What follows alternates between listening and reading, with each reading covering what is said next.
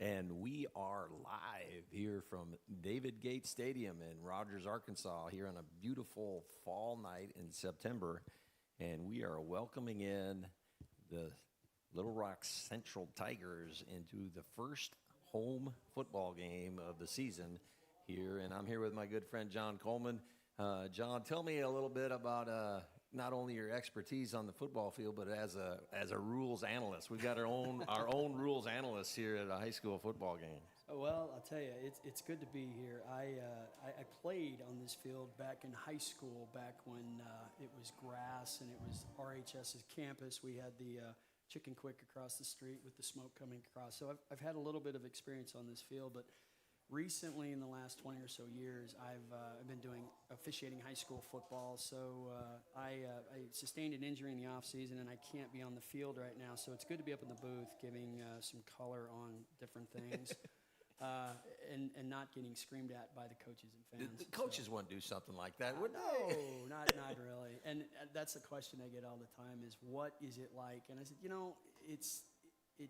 yeah, you're going to hear it, but you also have to understand that this is a passionate game. The coaches are they're watching it, they're on the field and everything. So we really just want to call what we see and get the calls right. So we're working hard. The guys out here tonight, good friends of mine, are going to be working the game. They're going to be working hard, and they don't want to be embarrassed by goofing a call up. So we're real excited to be here. It's good for me to be here as well. So I appreciate the opportunity. Awesome, and we're happy to have you, an expert in the rules part of that, and then just another chance for some high school kids to go out and compete.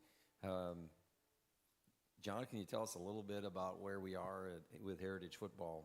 Yeah, they've gotten off to a not so fast start. Obviously, the first game of the year had some logistical issues with the lighting over in Siloam, and so the game got called a little bit early. We were down and 21-0. But one of the things that I noticed about that game was that we had the ball, we were driving when the last set of lights went out. I think it was on purpose. I mean, yeah, they're about ready to score. Pull the plug. Right, they were like, okay, well, they're coming back. We gotta shut this down. But yeah, I saw some good things from the War Eagles in that game. I did not get up to Missouri to watch the Carl Junction game, so I know that didn't go real well either. And then last week, I believe, was an open week for us. Yeah, was that right? Last week was a bye, and as we go into this one against Little Rock Central, a sister conference, you might say, from the central part of the state, and Little Rock Central, a very historic football program with 30-plus state championships through the years, but not so much success here of late. No, my mother went to Little Rock Central, and they had actually won a state championship, and they were considered a national champion that year. So that was one of their really, really good years. That was back in the 50s. But recently, most of the talent in the central part has been North Little Rock, Bryant, those schools. But that does not take anything away from their talent level at Central. They are still a very good football team. I believe they're 2-1 right now. They lost to Southside last week. Southside is a very good team. They're ranked in the state. The two teams that they beat pretty handily. So, and one of them was Springdale, a team that we're going to have to face in a few weeks. So, yeah, exactly, and they certainly look the part. Yeah. Bryson Kennedy is a freshman quarterback for them, and he looks the part of about 6'3" and about 200 pounds. And to highlight their defense, a young man named Anthony Kennedy, upwards of 3 bills, as we would say in the basketball office. He's a big lad, and he's on his way to Miami, and not Miami, Oklahoma, or the University of Miami in Ohio. We're talking about the U in Miami, Florida. So there's some good kids, but not abnormal. We'll see all year, right, John? Yeah, the talent level in the central part of the state is as good as any around. I would put it up against anything in Oklahoma or Texas. We're a smaller state as far as number of kids, but the quality of the talent that we generate is good here. So I have no qualms about marking some of these kids from Little Rock as some of the better ones in the country. Yeah, no doubt. And a lot of these kids will play, after their high school career, which is at any level is quite an accomplishment. So we're getting ready for the And this is one thing, John, you'll realize with the broadcast is we hardly ever know who wins the flip. And not because we're not paying attention, it's because we're not paying attention. Right. Well, the funny thing is usually the White Hat uses a little radio, and they can hear it, we can't. So I'm going to watch it, and I'll tell you what we've got here. It looks like they've got their captains on the field, and It looks like Damian Lee, number 72 for the War Eagles, and number 51, who's not on our roster, but so we go from 50 to 52, and then number 15 is Tucker Blake. right. Okay, so they're flipping the coin, and the White Hat's Josh Myers is pulling it up. It looks like Heritage may have won the toss. We'll see what they want to do. So they're going to flip them around there to you their go. end zones. Yes, Heritage won the toss. They are going to receive the football and defend the north goal. And here we go, right off the bat. And Probably not a bad move on Heritage's part. Maybe get the offense going quickly, see if they can get a spark early. right, and you think that the only way to get it one more time in the game is to get it first. Yeah, So, at Siloam, we received the football, and it didn't go well in the first series. Let's get out of the gate quickly and get some stuff going. Maybe put some points on the board. I like this decision by yeah, the coach. I think you're right, and we're going to be in a little bit of a surprise or waiting to see who's going to take the snap here for Heritage at quarterback due to some injuries and some other things, and being off last week. There's some things here that we're going to just have to play by ear. Yeah. I know that Braden Carroll is taking some snaps. He's a big kid. He's an 11th grader, 6'1", 190, built really well. Not sure who their backup is in this point, but Heritage is going to probably try to do some things that are going to shake things up. So we'll just wait and see what happens here, and hopefully they can come out and get some good stuff going quickly. Yeah, no doubt, and in high school sports especially, and of course I'll speak for the basketball side of things. Normally the team that gets out first usually wins. Yeah. And it just is not that if you fall behind you're going to lose for sure, but that the start of the game seems to be the most critical, at least on the hardwood, and I don't think it's a lot different out there on the grass or whatever we call that turf. Yeah, and again, it's you want to get out and not necessarily set the pace early, but what you want to do is you don't want to go out and make mistakes. You want to go out and get a solid, game going.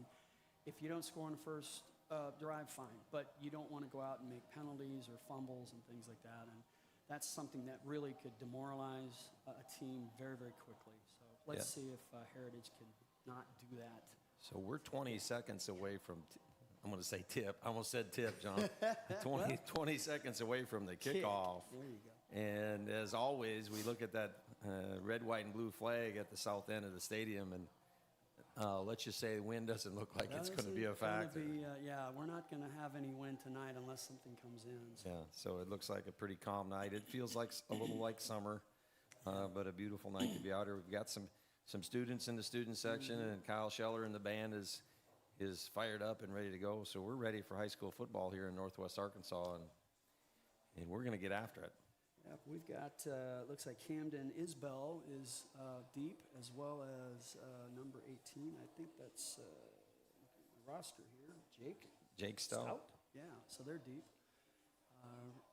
Officiating crew has done their little huddle. They are breaking and going to their positions. It looks right like now. they even got a little picture. I mean, it looked like I got a little photo op there for a second. So yeah, one of the things we do on my crew is we come together, we put our fists in, and then we kind of say a quote. And ours is usually "See ball, don't stink." So that just is make sure we see the football and let's not goof it up.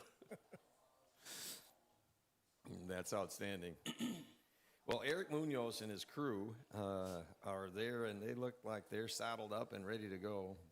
We've got Mr. Paul Wilson, our district AD, is at least be here for the first half before he might cross Highway 71 business to get to the west side of town. But I don't know if RHS is playing tonight at home or not. I didn't look at their schedule. I'm not sure.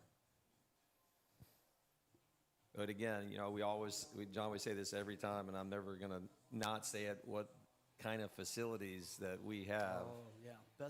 Some of the best in the state. I mean, and behind us, the softball, baseball, the basketball arena to the north of us, and rivals most colleges. In fact, most colleges would kill to get what we have here. And there we go. Yep, we are underway, and it looks like we have a good, clean catch. That's Jake Stout with a little space, and he's going to be stopped at the 30. Nothing wrong with that return. Caught it at around the 10, got out to the 30. Yeah, so Heritage is going to be in business here at the 30-yard line.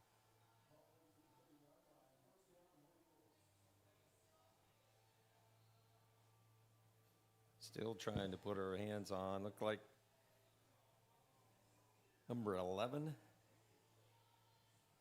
Julian Castaneda, looks to be under center, if you want to call that. He's going to take the snap. He's in a pistol formation right now, so we'll see what goes on. Motion to the right and stopped.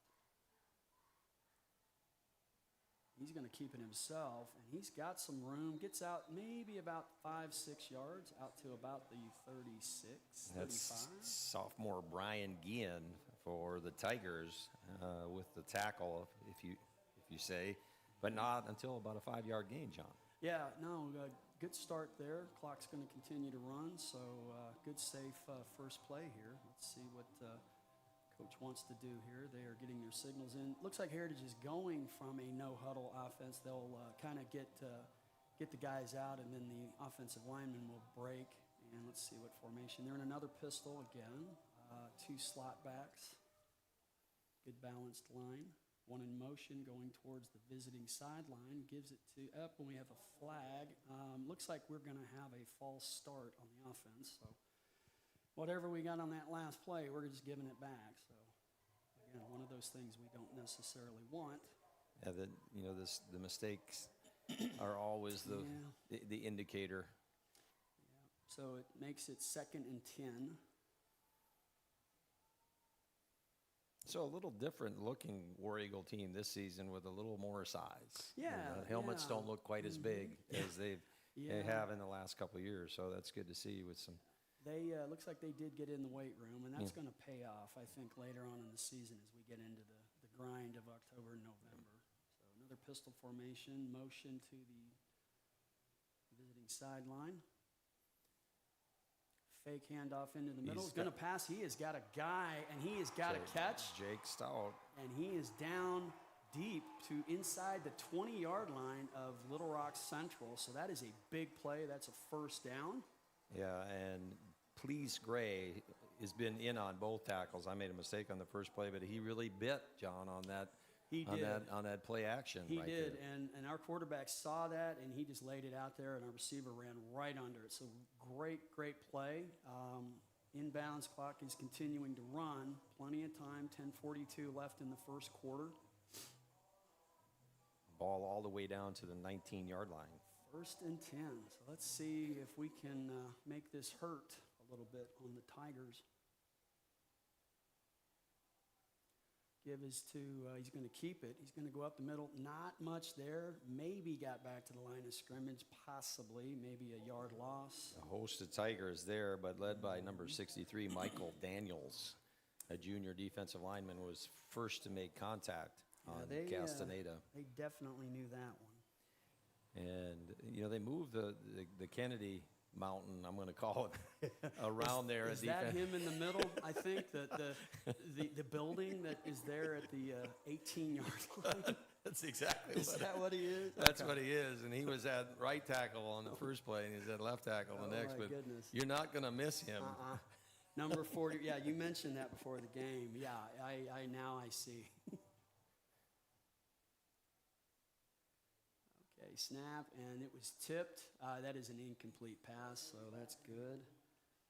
Castaneda tried to dump it over the middle, and one of the big, tall linemen for Central knocked it down. So yeah, it looked like they were setting up kind of a little tunnel screen there on the left side, and the ball didn't connect. That is one of the hard things about a tunnel screen is you kind of have to let the lineman come through and then kind of stare him in the face and try to get the ball between them, and it just didn't work. And Central did a nice job getting their hands up on that and deflecting that. Castaneda calling for the ball. We have a motion. He's going to keep it pitch to the right side. Again, Central reads it real well. Not anything on that. Might end up they may have gotten back to the line of scrimmage. It's going to be 4th down, and it looks like 11. Junior Kemen Porter, there from his defensive back, his cornerback position, makes the tackle. But it's 4th and 10, and looks like a field goal try is imminent. Yeah, well, that's, it could be worse. So, a touchdown would be great here, but if we can get 3 points on the board in the middle of the first quarter, why not? Our kicking game is good. Let's see. He's a left-handed kicker, left-footed kicker, I say. The ball is down. Kick is on his way. It looks like it's got the distance, and it is. All right. 42-yard field goal by Ronald Bizuet Diaz, a junior kicker. And look at the scoreboard, John. Yeah, and the we Orioles are are up winning. 3-0. Yeah, that is a good sign. And the student section, the boss student section, blue and orange student section, is pleased. All right. So it's always good to get points on your first drive. Yeah, no, that's always a good start. Again, great drive for Heritage.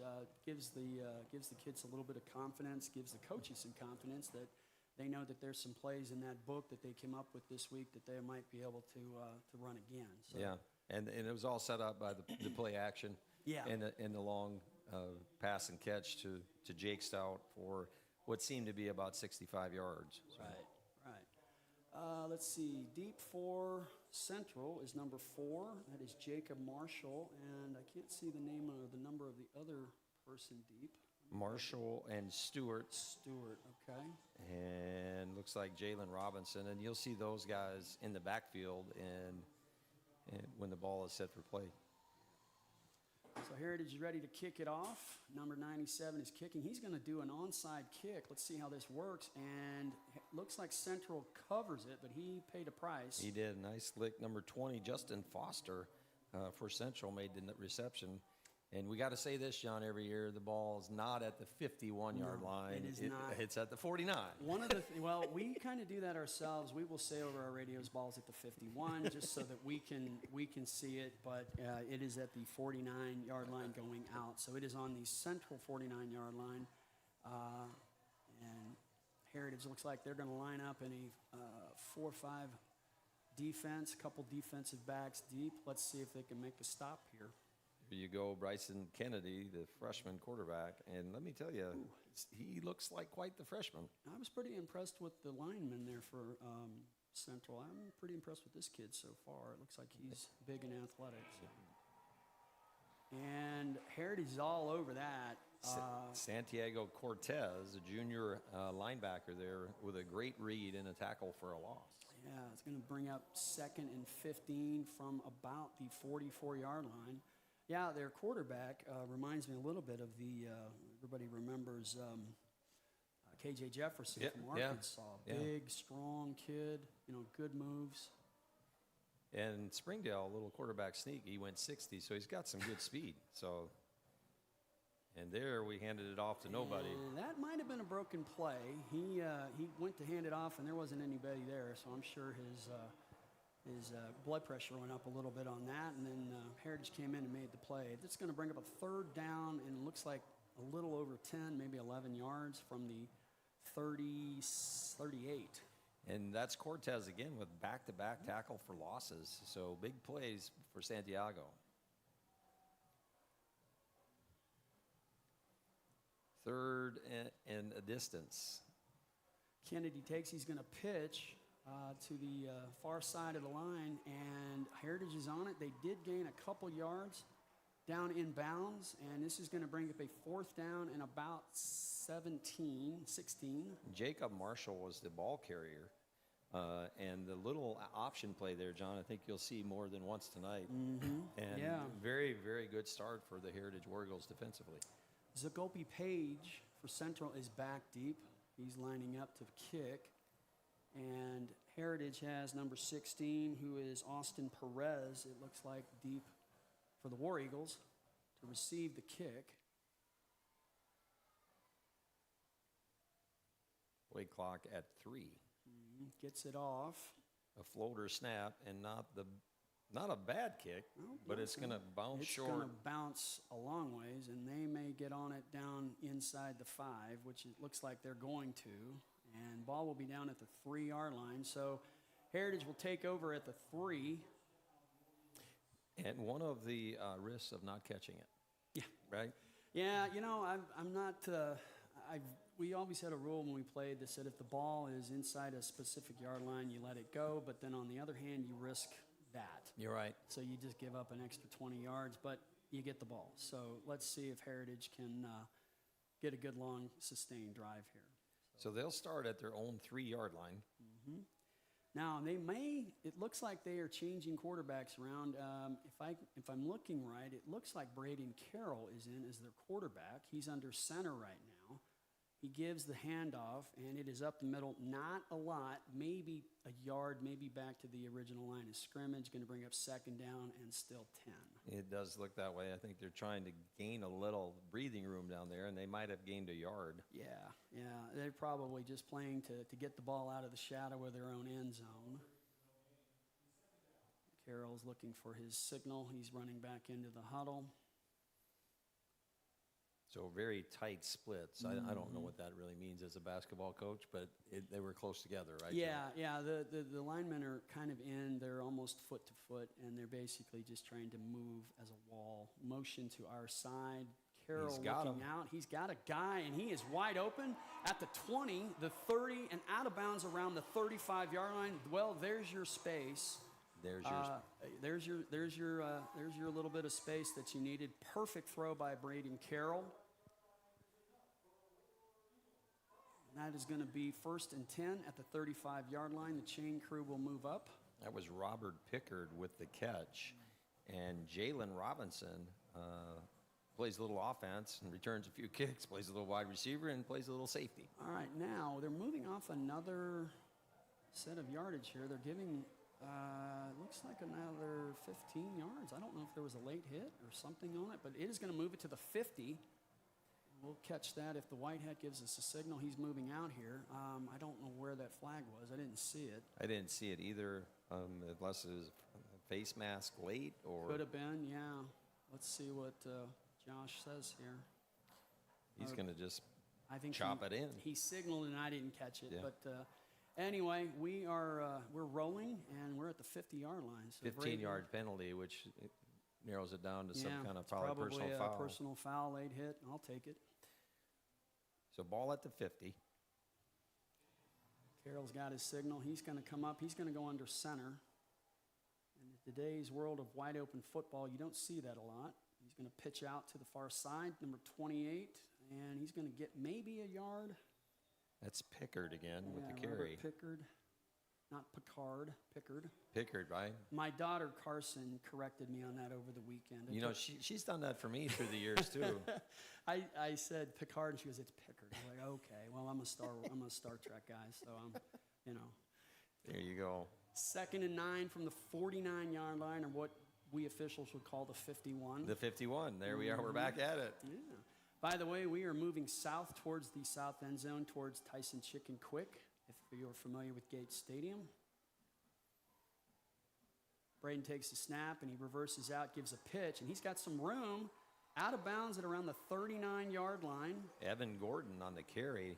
Yeah, and kind of a wing tee looking situation. Yeah, what do you think that is, John? It was funny. I played my college ball at Missouri State, and we ran a wing tee. It was actually a flex bone, similar to Kenny Hatfield's version of it at Arkansas, and we used a wing tee. So a guy would come in motion, you'd pitch, and a lot of stuff going on there. A lot of stuff, yeah. And it's an old OG sort of offense, but it still works. So it's moving. Gives us a 3rd and 1. So a really different look systematically than what Castaneda brought in the first. Yeah, Castaneda had and ball's on the ground. It is moved forward, and it looks like it might have been picked up by the Tigers. That's not the way you want this to end. No, it looked like the snap was not connected, and Little Rock Central is going to come away with that. They do have the football. Yeah, that's one of the mistakes that we spoke of at the lead into this, is you don't want to make those, especially when you're driving. So be 1st and 10 for the Tigers at the 43 3-yard line. So, yeah, a little bit of a different look for Heritage on that last drive. You know, they kind of went to that wing tee instead of the spread. And, you know, when in today's world of spread out football, sometimes it catches the defense off guard. I would think so, and it's just something unique. And and there's a pass incomplete to number 1, Philip Brewster. Bryson Kennedy throwing really didn't have a chance. It didn't look like he got a lot on it. It bounced before it got there, so that's going to bring up 2nd and 10. But you got to like the way the War Eagles are moving the football. I'm very excited about that. Let's just hope that this little mishap doesn't jinx him here. Kennedy again. He's got a good arm on him. Gets it out to the flat and picks up about 7.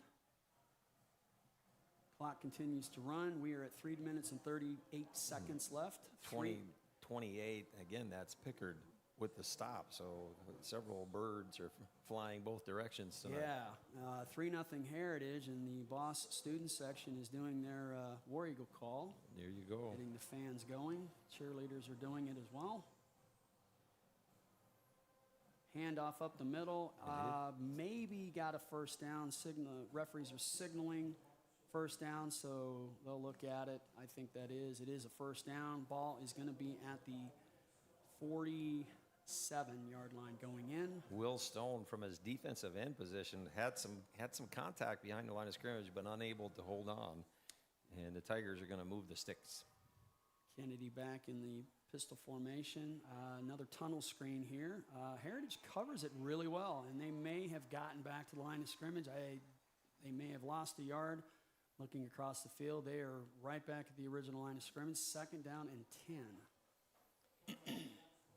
Samuel Klein, junior defensive back there with the stop. 2nd and a long 10, we'll say. Kennedy again back in the shotgun. He has a slot back next to him.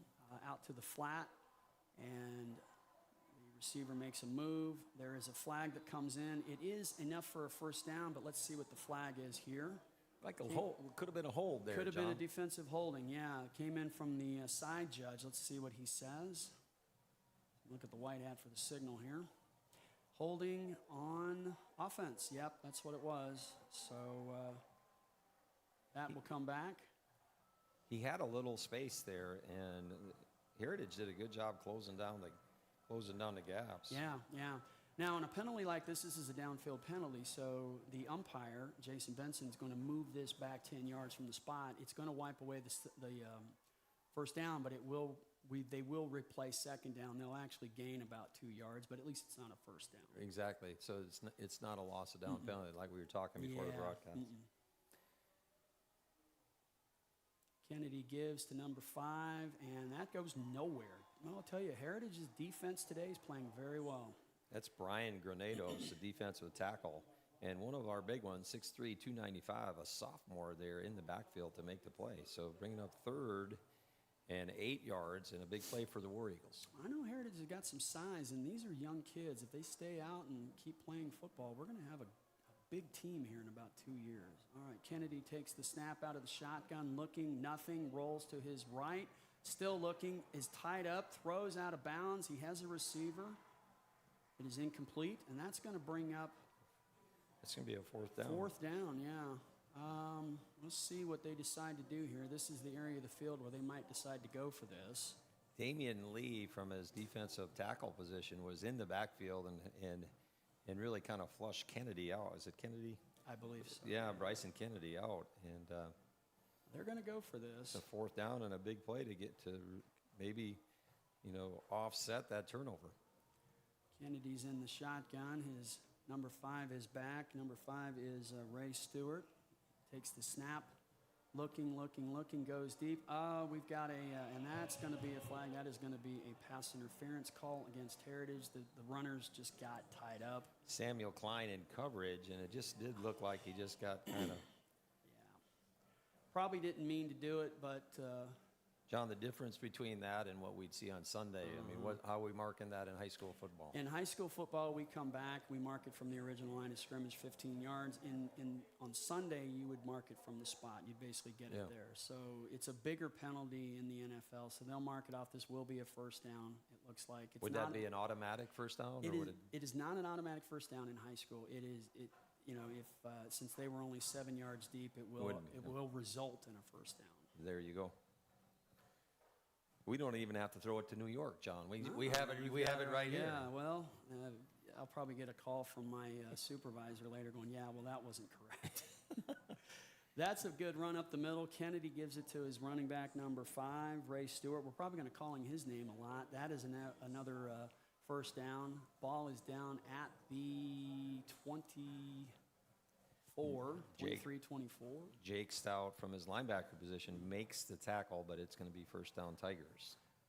Kennedy again out of the shotgun, motion to his right. He throws out there, backward pass complete, finds a seam, he's going.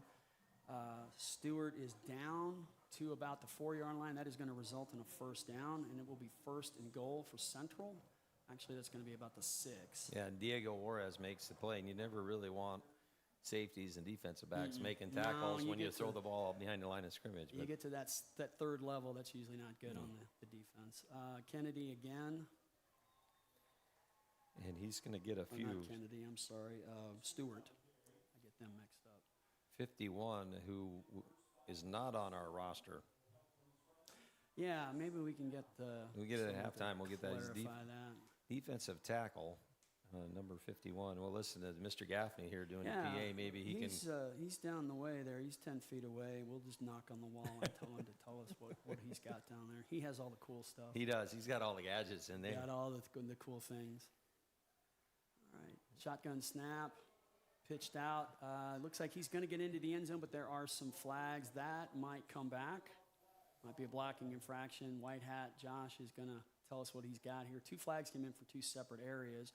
Landed in the same spot, so I gotta imagine. Same flag. I think this is the same flag. This is going to be a hold, and that is going to be against Central. That will mark it back 10 yards, so it'll be second and goal from around the 15, 16. Is that going to be from the spot of the foul? Yeah, usually flags like that come in. They are spot fouls, but in the interior line, they just kind of throw them in and get as close to the spot as possible. And so it's going to be second and goal. From the 15 is what we're looking at. Right. Kennedy again, and Stewart back. Deep motion, inside, give. Fake is to Stewart. Kennedy in trouble, rushing, back around the 30-yard line, stops, throws, complete at the 9-yard line, into the end zone for Stewart. That is a Central touchdown. So you can see by watching that play that Bryson Kennedy is very, very athletic. Not only is he big and strong, but he can get away. Again, reminds you of the K.J. Jefferson kind of guy. It's going to be very, very tough to deal with tonight. Yeah, so no doubt. That was a big-time play for a freshman quarterback. Yeah. 2 seconds remain here in the first. And we are waiting, and they reset the play clock. Josh calls for it to go, and we're going to get an extra point attempt here. Joel Dunn, the place kicker for Central. Line drive kick, looks like he got it up and through, so it is at 2 seconds left in the first quarter. Central Tigers are 7, Heritage War Eagles 3. And we, with that, will take a short break and be back here in a minute.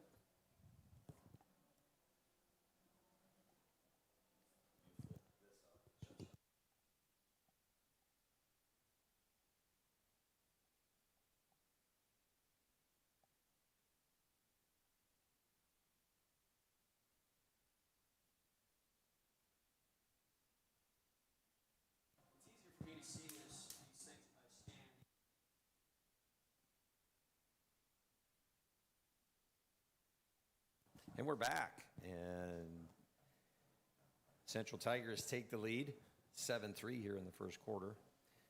Set up by an unfortunate mishap, center quarterback exchange when the War Eagles really had the ball moving. So turnover, come back to bite them, and now 7-3 in favor of the Tigers. Yeah, Camden Isbell is back, along with, I can't see his number on the far side. And that's going to be Jake Stout, I believe. Yeah, Jake Stout, there it is. Okay, he gets the ball again, and he's going to have another good return. Literally gets back just about to the exact spot that he came in on the opening kickoff. He got to the 30-yard line, home sideline. So and Jaden Cortez came in and made a very good legal, what I would call a legal block to give him, to spring him for another 10 yards. Yeah. So nice play by him. There was a new rule that came out a few years ago on defenseless players. So as long as the defender or the blocker has their hands in front of them, they can make contact. What they're trying to keep from happening is just basically the blow up. Right. You know, where the guy comes in and just gets smashed, and they're trying to keep that from happening here. So if the blocker comes in with his hands, he's allowed to do that. It's a blindside block, but it's not necessarily malicious. And that was a clean play. So. And with that, we'll take a short 30-second break, and we'll be back here for the start of the second quarter.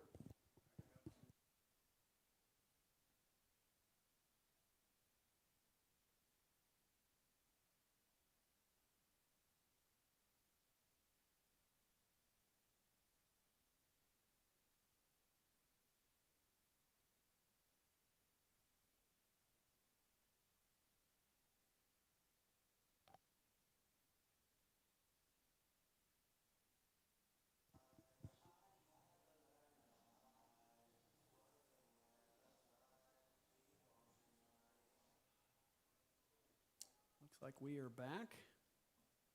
Here it is with the football. Oh, we got a double pass here. Wide open. Oh, pass is just a little bit short. The old double pass. The old right double off pass to Camden Isbell. He was open. That was there. So we're going to keep that in the playbook. We just have to adjust our speed of our pattern a little bit. Yeah. Number 11, Julian Castaneda is back at quarterback. So now we'll see a little different system. Yeah, probably see a little bit more of a spread. This is kind of fun because, you know, again, it keeps the defense off their toes. Castaneda is in the shotgun. Too wide out to our side. Motion towards the visiting sideline. Isbell. Castaneda keeps it. Up the middle. Gains about 3. That will bring up, I believe, third down. Roy Holmes, Jacoby Page, senior linebacker there with the stop. Looks like 3rd and 8, 3rd and 9. So Castaneda gets his signal from the sideline. He's going to be out of the shotgun again. Wide out to our side, 2 wides to the visiting sideline. Motion towards us.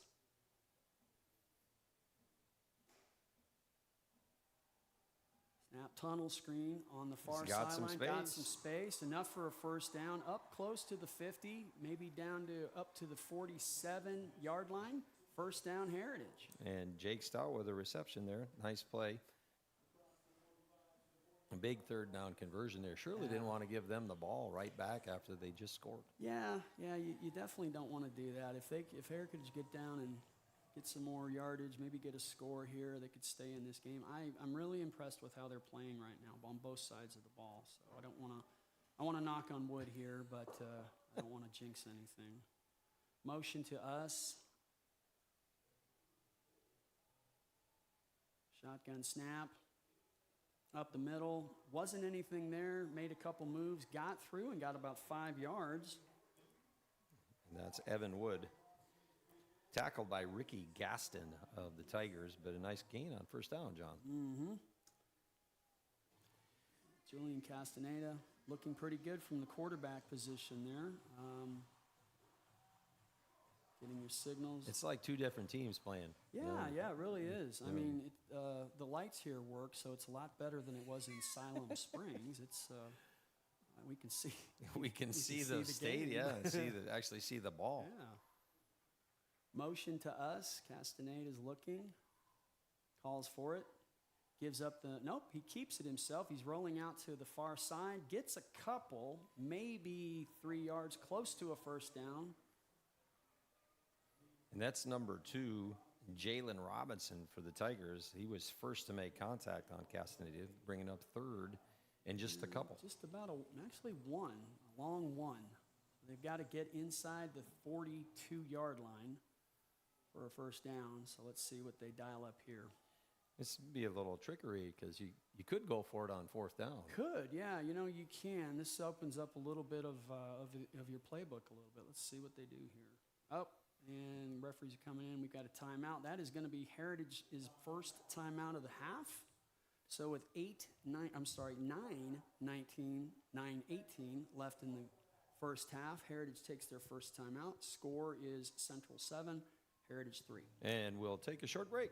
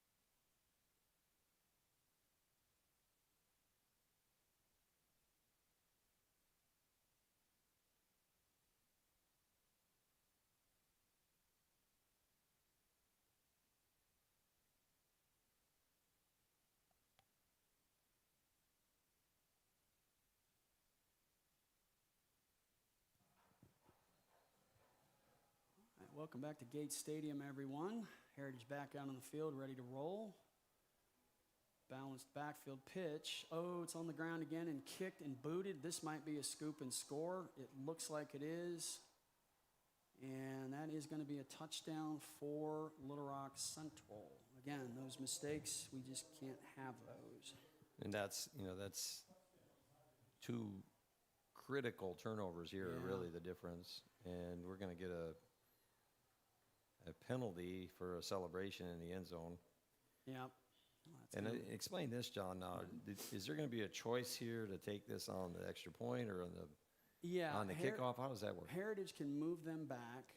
If it's an unsportsmanlike, it can be moved back 15 yards. They can do that or take it on the kickoff. They might decide to take it on the kickoff. It might be a little bit more advantageous, or they can decline it. I don't see why they would do that, but let's see what Josh calls here. Looks like they're going to take it on the kickoff. So they'll mark it back to the 25-yard line. They'll kick from there, which is an advantageous thing, especially if you are able to return kickoffs, which Heritage seems that they can do. Yeah, that would really set them up here. And an unfortunate turnover turns into a touchdown for Central. Yeah. So it looks like Central is – oh, he's signaling them. Oh, it's going to be assessed on the kickoff, yeah. The strategy behind that, I can see both ways. I mean, this guy here doesn't look like a real, kicking is his day job. Well, yeah, exactly. So he's probably not going to go to college for kicking. Let's see if he gets it. He got it through. No, he missed it. And he missed it, so the best of both worlds, right? Probably a good call. But you're talking about moving a kicker back to get 1 point, to give up 1 point, whereas if you do it on the kick, you're gaining 15 yards and a possible good return. Yeah, there you go. So you're setting yourself up for success. Now, we got to be able to get the ball back and then not fumble it, and hopefully things will work out. So really, both turnovers you would say are unforced. Yeah, no, unforced and just unfortunate, unforced and unfortunate. Yeah. But we experienced that. I saw a couple of those at Siloam Springs before it got too dark to see anything. And I think that was part of one of the reasons why Heritage got down so quickly was they just made those mistakes. So they're going to move this back to the 25-yard line and kick from Central's 25. So everybody should move up about 15 yards. You would think that the moving up would equal the penalty. Yeah. No, I have seen this worked out like this before. Now, if your kicker's moderately good and the score is important at a certain point in the game, sure, you can move them back and make it a little bit of a harder kick. But right. We're still early. We're not even at halftime yet. Yeah. Both teams are still in this. So I'm okay with this move. Yeah. So Isbell and Camden Isbell and Jake Stout are back.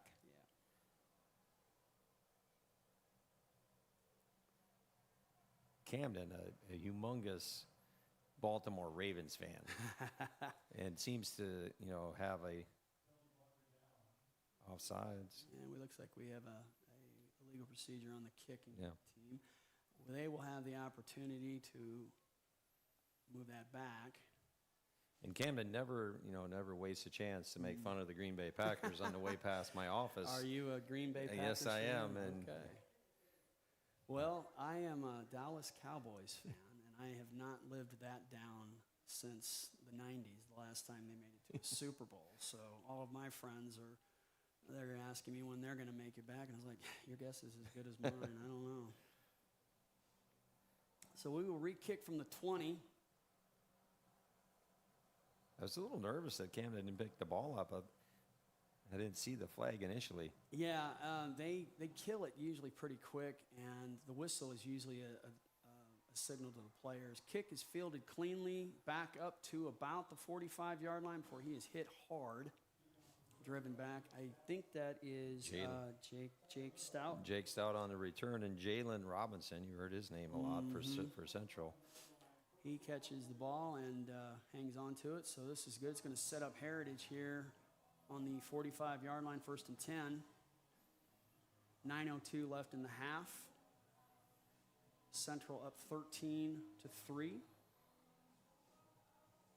And it's an old cliche, but it's just a couple of turnovers. I mean, yeah, Heritage has moved the ball right, and has got some first downs, yeah. and they've got some good statistics offensively. Yeah, I want to see the stat sheet at halftime if they keep moving. I think they're going to be surprised at how well they're doing. So takes the snap, again, up the field, 10-yard gain, 12, 13 yards, first down.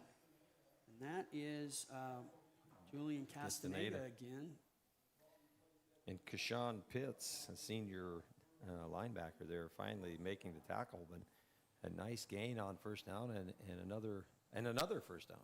Yeah, we're seeing a balanced attack here with Castaneda and also with Carroll.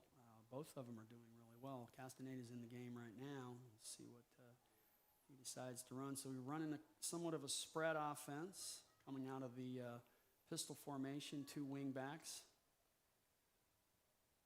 Motion towards the visiting sideline. Handoff is to number 1. Isabel. Yep. He gains about 5 yards. He's a shifty little guy. Yeah, he is. He's hard to see, and he's quick. He's really quick, and I'm waiting for Kennedy Mountain to get a hold of him because Camden's not a very big guy. Yeah. I think if he gets just a wing on him, he'll probably knock him down. One thing I noticed across the field, we have an electronic down marker, and we have usually put a piece of tape on the chains to let us know that if a penalty on the defense will give us a first down. So we call that 5 will give us 1, and we're in that situation now. Castaneda rolls out to his left towards the visitor sideline, gets knocked out of bounds. That was about a 3 to 4 yard loss, so it's going to bring up a 3rd down and about 8. Kashawn Pitts, again, from his linebacker position, there to knock Castaneda out of bounds.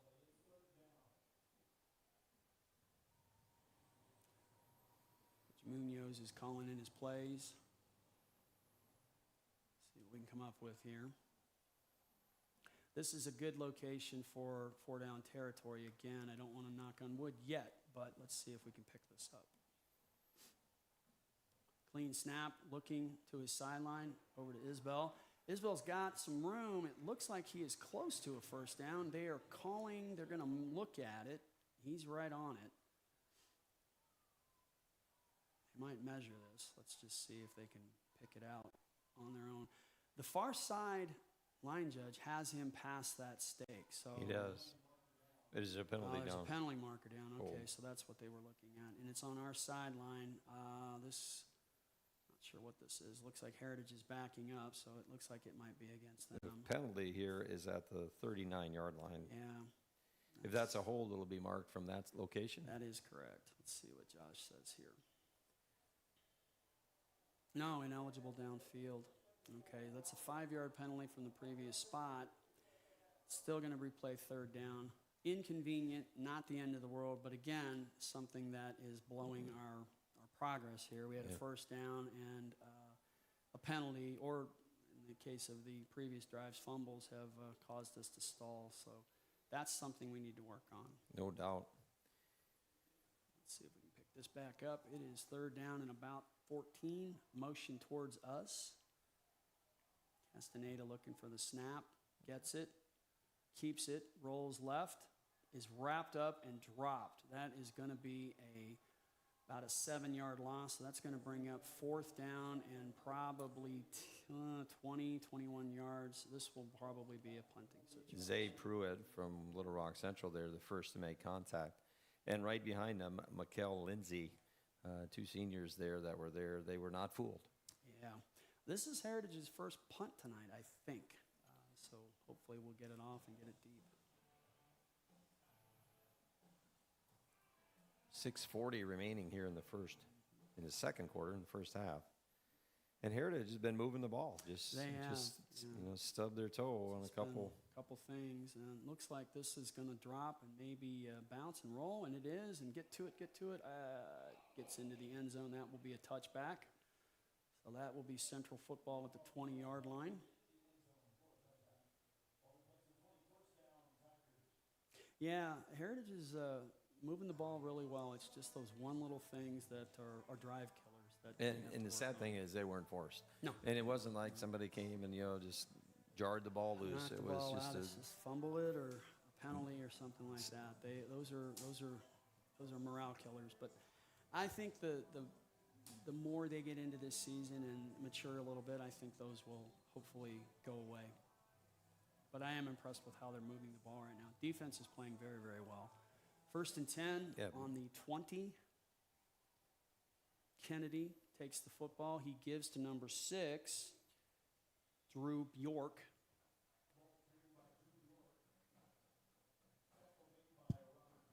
That's going to bring up second and 5.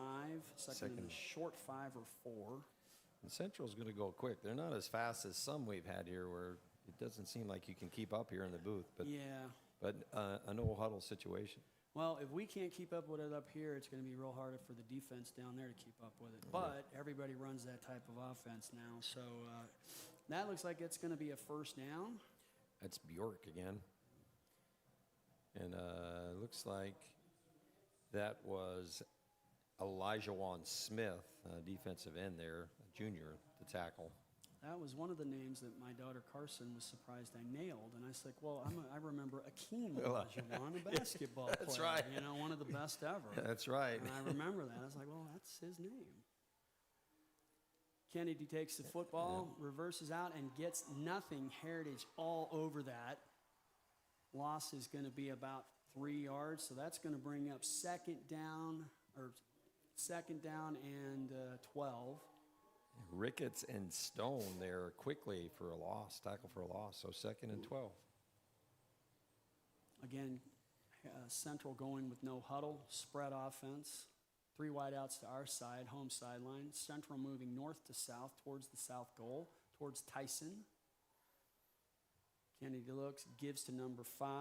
Got a little room. Stewart gets a little bit of room. And that's Edwin Reyes there with the tackle. I'm thinking that's 19. Yeah, it's hard for me to see across the field on those dark jerseys. I can pick out the white ones pretty easily, but the darker ones that Heritage wears, it's kind of hard. It's hard to see. And we get a little reflection here from inside the booth, not that we're complaining about that. Yeah. Well, a couple weeks ago at Siloam, we were able to pick him out really well. Oh, give up the middle, and he breaks free. Number 5, that is Ray Stewart. He is going to get taken down at the 2-yard line. So that was I'm going to try to do some math here, close to a 60-yard run. Fortunately, we got him down at the 2. That will be a first and goal. And Stewart there breaks through with some good blocking, but then breaks a tackle. Yeah, he just he bounced off of one guy and just stepped outside and hit the Jets. Yeah, and he's got some speed. And Fortunately, we have some speed on our defense, and they were able to track him down, but not before he gets down inside the 5. So it's going to be 1st and goal with 4 minutes left here in the second period. And we're going to have a timeout on the field, and this is going to be, I'm not sure who it's for. Little Rock Central. Well, with that, John, we're going to take a short break, and we'll send it. We'll be back here in a minute. Okay.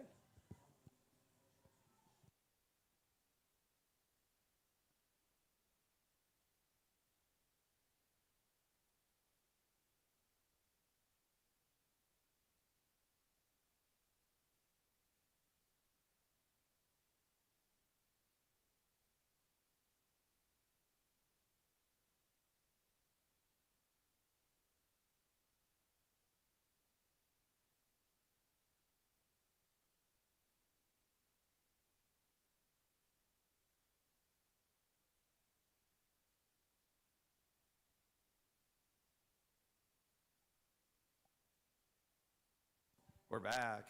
1st and goal for the Tigers after a 60-plus yard run by number 5, Ray Stewart. Kennedy takes a snap, and he is into the end zone.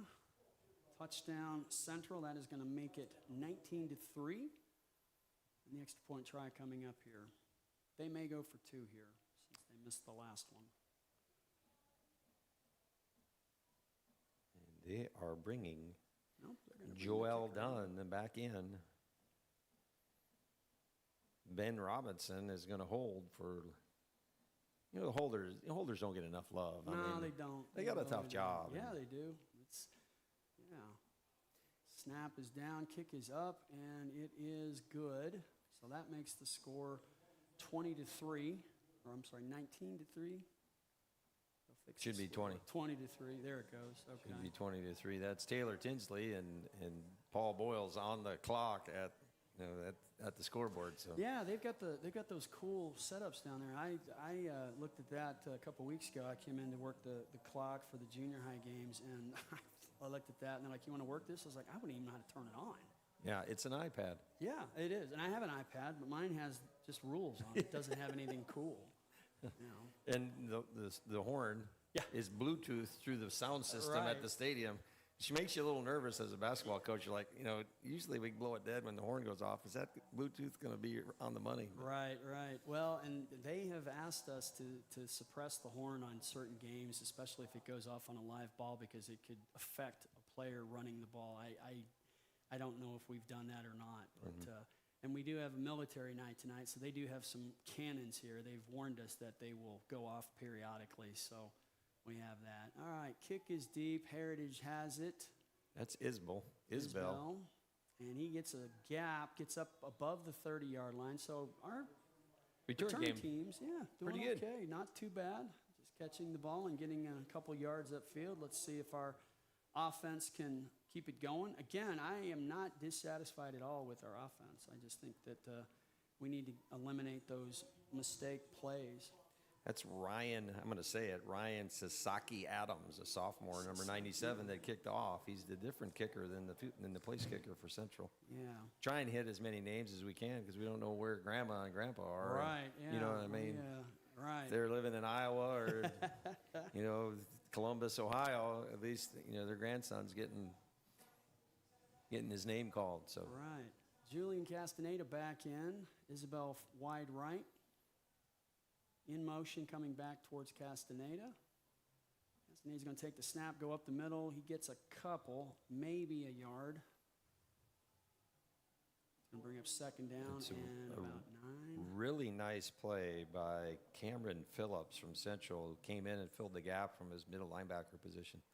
And there looked to be a little space there, and he closed that in and made a nice shoestring tackle. Yeah, that's the rub with a quick defense. You have a hole and then you don't. Yeah. You got to get through it quickly. Heritage Band is warming up down in the south end zone. They're going to perform at halftime for us. We've got about 3 minutes until that. We'll get a good look at that, and John and I will be quiet for a while, and you can enjoy the halftime. Yeah. Castaneda takes the snap out of the shotgun, throws over to the flat, and it is dropped. It was right in the hands of Jake Stout. And he dropped it. He had some pressure. Pretty nice throw, and a throw to the boundary from the middle of the field. That's a long throw. It's a long throw. Good arm on him. That would have been close to a first down. So it is 3rd down and 9. It's what I call, on the basketball court, this is a tipping point, I feel.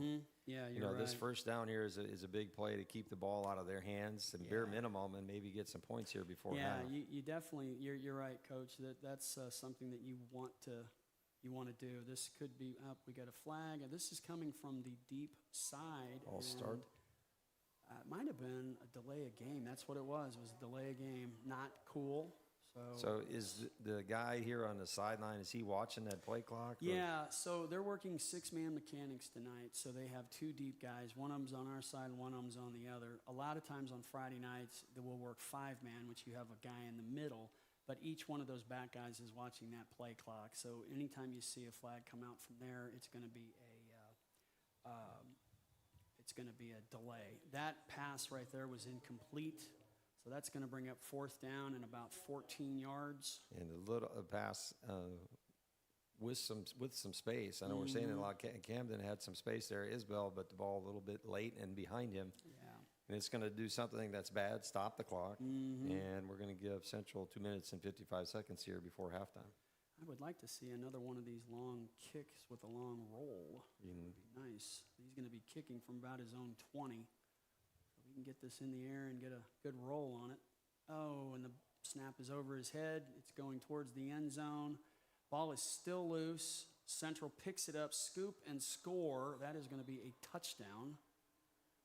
So that is probably the worst thing that can happen in that situation, if I may say that. I don't know if there's anything that could have been worse. I can't imagine. The lights go out maybe. I don't know. But the snap just was high from the very beginning. No chance. I guess, an experienced guy might have kicked that one through the end zone and saved the touchdown. But yeah, taking the safety. But, when you start thinking of that, you're like, okay. So 3 just unforced Just turnovers here that have really cost the War Eagles. Not good at all. So kick is up, not far up, but it's enough to get over the goalpost, and that is good. That makes the score 27-3 with 2:48 left. Call your attention to the field if you guys are watching this. Notice our new supporter placards there. First National Bank. They are the field sponsors. Their little placards are on the field. Very and much. Other sponsors are up on the scoreboard. Arvest, Nabholz, First, Farm Bureau. And with that, we'll take a short break.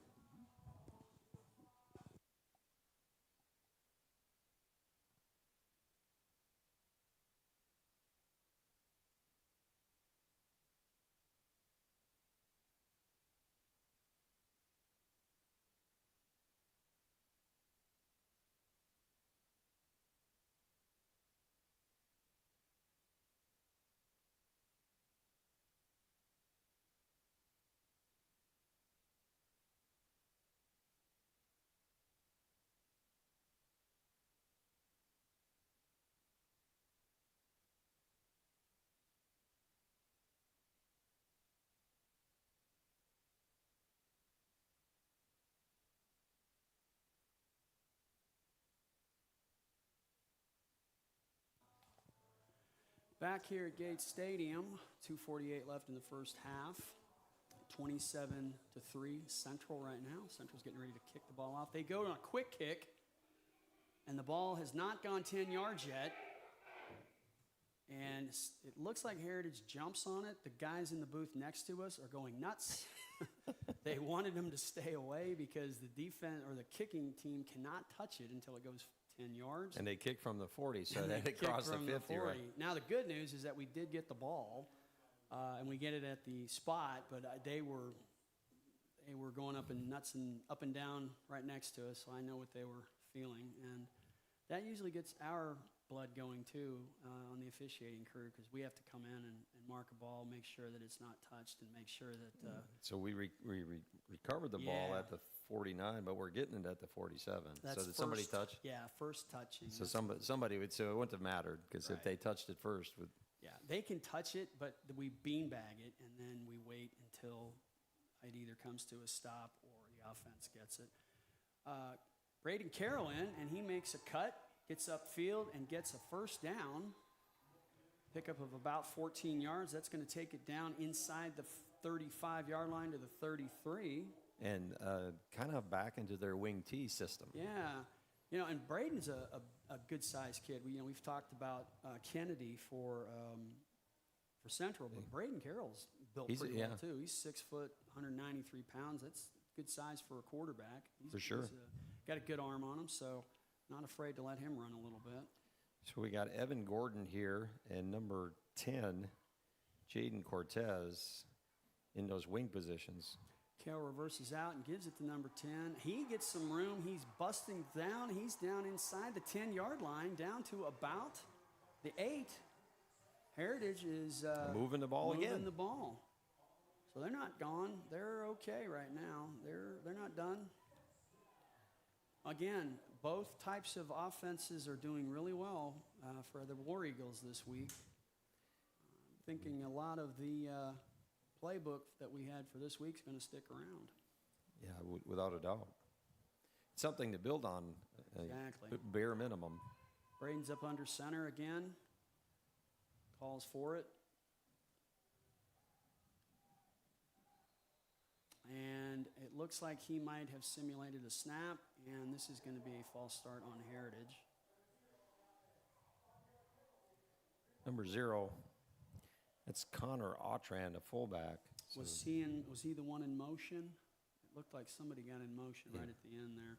Might have been a little bit of a confusion on the play. Not a Greek tragedy, but it does move the ball back to the 14-yard line. It's first and goal from the 14. Carroll looks like he's going to get up under center again. So they've had some success in this system. Well, both Castaneda and Carroll have moved the ball when they've been quarterback. Yeah, both types of offenses are doing really well, and that's what I'm thinking. It's keeping this defense off their toes. Pitch out to number 20, gets a couple. That is Evan Gordon. So a nice pickup on first down. Second and about 9. Inside, it's second and goal. So Heritage cannot get a first down. They'll have to score. Clock is running. 1:13 left. Plenty of time. 2 timeouts left. So the clock right now is not a factor. But we do want to get some points here regardless. Yeah, this could really change the complexion here with a touchdown. Yeah, it definitely could get Heritage back in the game. Play clock down to 5. Fake on a pitch. Carroll looking and is wrapped up and dropped at the 20, so that's going to be a loss of about 10. Zay Pruitt, number 24 for Little Rock Central, was there on the sack and a big loss. What looks to be back to the 18-yard line.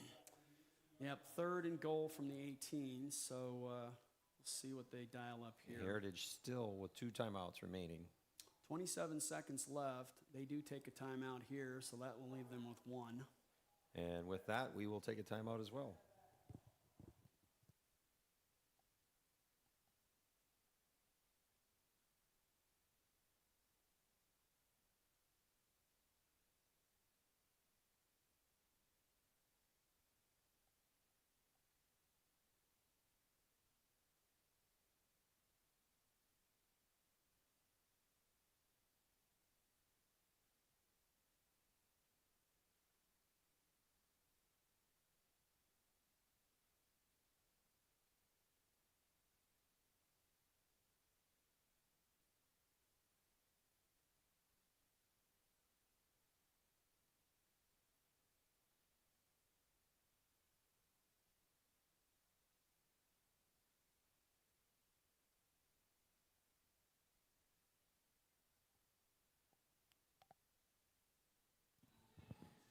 Back at Gates Stadium here, 27 seconds left in the first half. 27-3, Little Rock Central.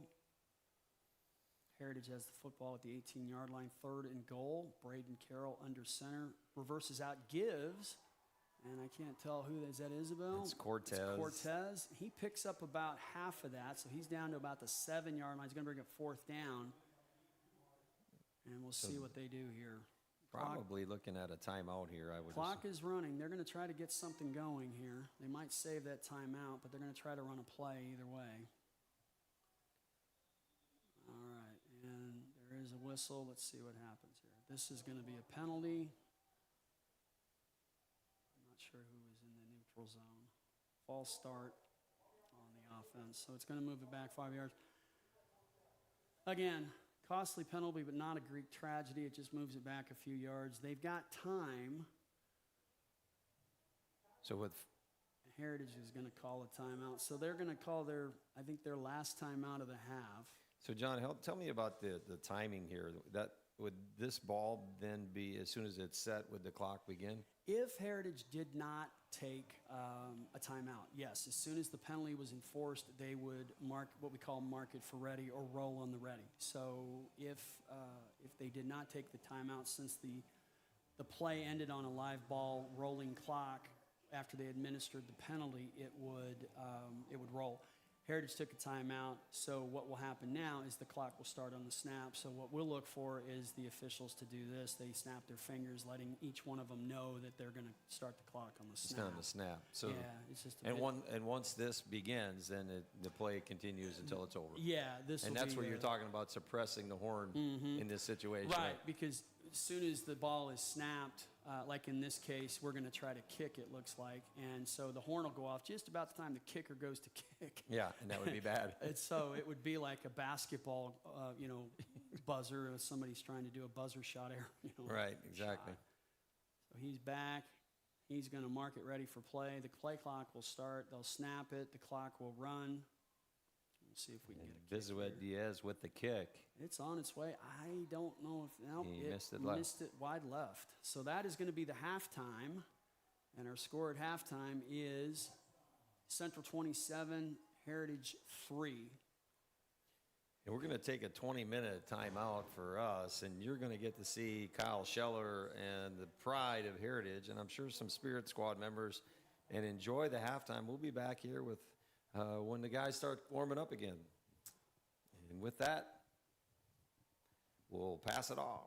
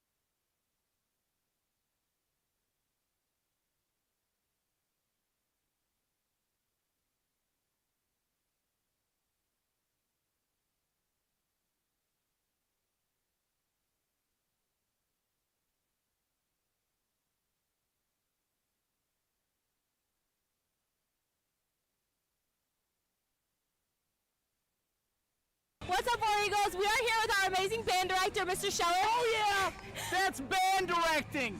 101, baby. Mr. Scheller, we know that you're new here at Heritage this year, and so what have you kind of brought to the program that's a little different than what we've ever seen before? I would just like to say that the band is working so hard. They've worked hard for 18 years. Nothing's new. All that's new is nothing because they're always amazing. Put that in the bank. It's called B-A-N-D, band. Let me talk to, yeah, okay, they want me to say one quick thing, and that is, hey, Mom, it's good to see you out here. Glad you made it out. What else? What else we got, Marley? What do you have planned for competitions? We know you guys, compete every year, but what do you got cooking up this year? We're going to kick butt and take names. That's what we do. That's the band world. We do not take prisoners. It's straight up going straight through the competition and looking over the competition and saying, hey, good try, but we just competed with ourselves and we won. No, seriously, our show this year is called Choose Joy, and honestly, it's just trying to enrich the culture around us. It's trying to make the world a better place and just trying to uplift as many spirits and humans as we can. Okay, thank you so much, Mr. Scheller. We're so excited to see what you guys have coming for you this year. Let me go. No, let's keep talking. So, listen, folks, come on out. October the 11th. That's going to be October 11th. That's the War Eagle Marching Invitational here at the stadium. We are going to have 18 to 20 bands out here competing. It's going to be so much fun. We have the best concession stand in Northwest Arkansas. It's the only place you can get mellow yellow. And churros. We have the best in the business around here running this stuff. Also, October the 4th is the car show. Have you guys talked about that? Here it goes. This is the car show talk, and I'm going to be going. Marley, Sarah, you guys doing a great job. Hey, pour one out for my homie Davenport up there. Here we go. Yes, our car show is here at Heritage on October 4th, and then the day after, we have our dance showcase on October 5th at 2 p.m., so we're excited, and we hope you guys come out and join us at these amazing opportunities and events. Thank you so much.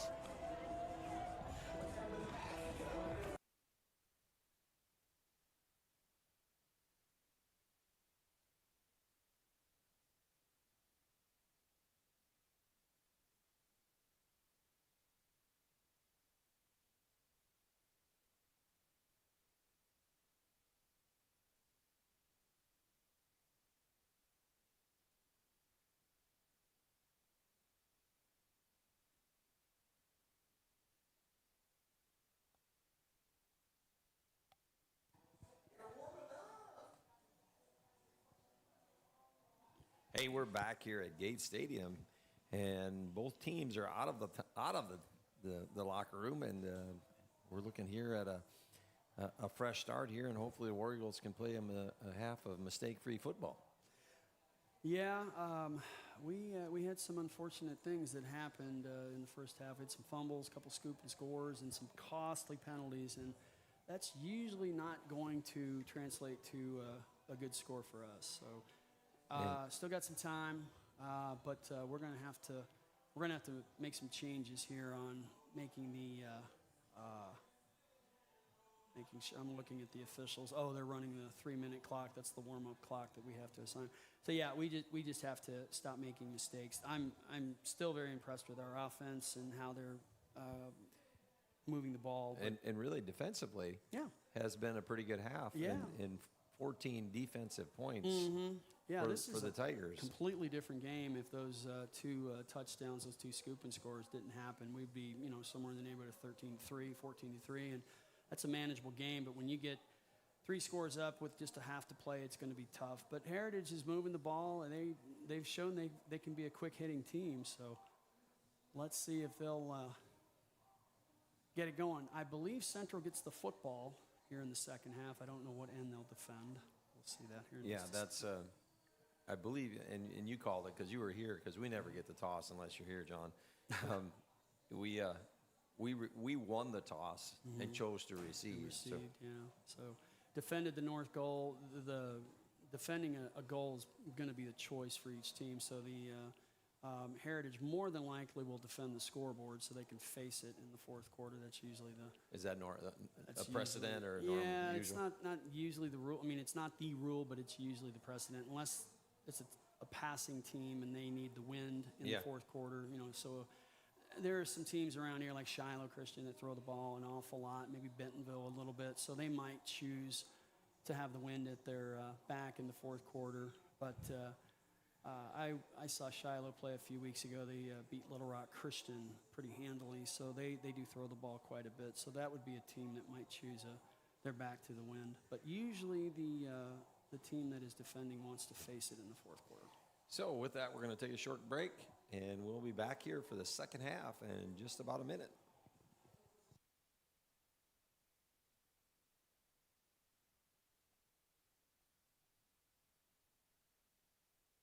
Coach this time. It feels amazing. The energy is electric, the environment is electric, and I'm just really happy to be here and be as a War Eagle.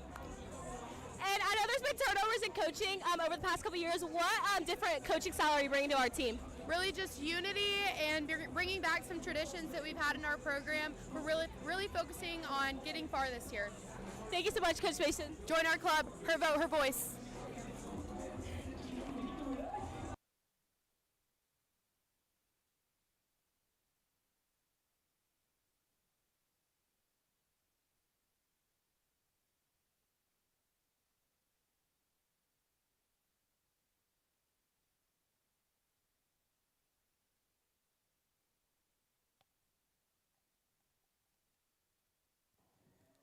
Well, John, here we go. Half number 2. Half number 2. All right, the officials broke their huddle. They have said what we say. See the ball, don't stink, hopefully.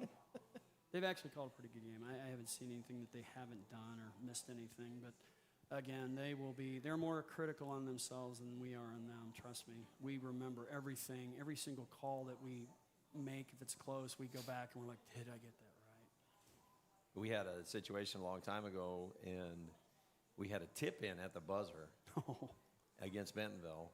And I was an assistant coach at the time, and I had to do some laundry, and I walked into the officials' dressing room, and all three of them ran to me and said, did we get it right? Did we get it right? And I said, I just watched the video, and I said, and you did. You got it right. The ball was off his hand, and the ball went in, and we won. So, and it was a big moment for them, the basketball officials. Yeah, that's good. And basketball is a game that happens very, very quickly. So, and it's obviously a small arena and not a football field where several things can happen. Heritage is going to kick from the south end zone. It's going to be a small, short pooch kick, picked up and dropped by number 17 for Central. That is Michael Lindsay. So they will take it at around the 33-yard line, 1st and 10. Central will be moving left to right, north end zone to south end zone towards Tyson. And it's going to be first down on the 35-yard line. And there was a cannon there, wasn't it? There was. Everything kind of shook here, and I see some smoke. But Well, they told us before the game that this is military day, and so they had a cannon here. I didn't hear it. I felt it. So. That's what a little earthquake under our feet. Yeah. Bryson Kennedy will take the snap out of the shotgun for Central. Motion towards us, number 3. Pitch to him. He is trying to get wide, finds a gap, may get a couple. Looks like he's up to the 38-yard line. That'll probably bring up 2nd and about 7. And tackle made by Santiago Cortez, number 41 there. Gain of 5 yards, it seems. It'll be 2nd and 5. Looks like 5, long 5. Again, no huddle for the Tigers. Yeah, they're going on this spread. Kennedy out to shoots it out to the flat, complete. Might be close to a first down. Looks like it is. Near side official is signaling first down, so they're going to move the sticks. That will be a first down, Central. Clock will run. Just started the second half, 11:22. Kennedy out of the shotgun, has a back behind him. Not sure what his number is. We'll catch that in a second. Reverses out, hands off up the middle, makes a nice move. Heritage is there, makes a good stop, and he may have gotten maybe 2 yards. Heritage read that really well. Very good. Nice recovery, and that's Jacob Marshall, senior tailback for Central on the carry. Yeah, very impressed with Heritage's defense today. They're getting to the play well, so that's good. Yeah, and defensively have been pretty solid. Yeah. Again, aside from those 2 scoop and scores, this is a very different ball game. Kennedy is going to take the snap out of the shotgun again, hands it off up the middle, met at the line of scrimmage, nothing there. And Will Stone and Gibson Ricketts there to combine on what seems to be a tackle for a loss. They're going to mark forward progress at the original line of scrimmage. So 3rd and 9, and a big down here, another one of those tipping. Big one of those tipping points or tipping plays that we call that you all like to say, and it is, if we can make a stop here. Kennedy waiting, and Heritage jumps into the neutral zone. That's going to add 5. Brian Granados was there in the neutral zone, and he's had a nice night there at his defensive tackle position. He's a big kid, big sophomore, just a little over anxious there, but he's made some plays too. So got to watch the football on that. Brings up about a 3rd and 4. Clock will run. Kennedy looks for it, takes it, drops back, looking to throw. Throws it over the middle, complete. Some running room, gets upfield down to about the 35-yard line. That is number 1, Philip Brewster. yeah, Philip Brewster on the catch, and Jake Stout on the tackle. But about a 20-plus yard gain there, and going to be a first down for the Tigers. Tigers moving, clock's running. Inside of 9:40 left. Shoots it out to the left side of the field into the flat. Got some room. Number 1 is down to about. Ball does come out. Looks like it got out of bounds. That was Philip Brewster again. Something came out over Something came out. It was either a shoe or the football. I don't know which one it was. there. That'd be 1st and goal for the Tigers. 1st and goal. At the 7-yard line. Be nice if we could get a stop here. Any kind of points here is probably not going to be a good thing. Kennedy gets the ball, hands it off down to about the 4-yard line, gain of a couple. I didn't catch the number on the And line. that's Drew Bjork. Drew Bjork. And 61, Alex Moreno was the defensive tackle that made the stop, 2nd and goal.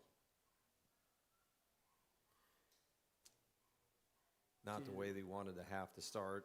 No. Brewster takes it, fake into the middle, reverses out, and he walks into the end zone on the visitor's side. Bryson Kennedy with about as easy a touchdown as you'll probably have this season. Yep.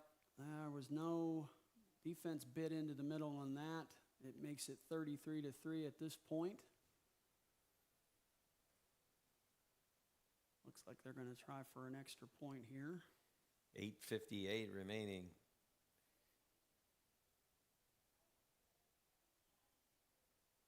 Central's got some athletic kids, and if you've been around, you can understand. Central's a Botched snap, botched hold. Holder picks it up and runs, and I guarantee you his blood pressure went up a little bit there. They do not like that. they don't. Unless it's a designed play.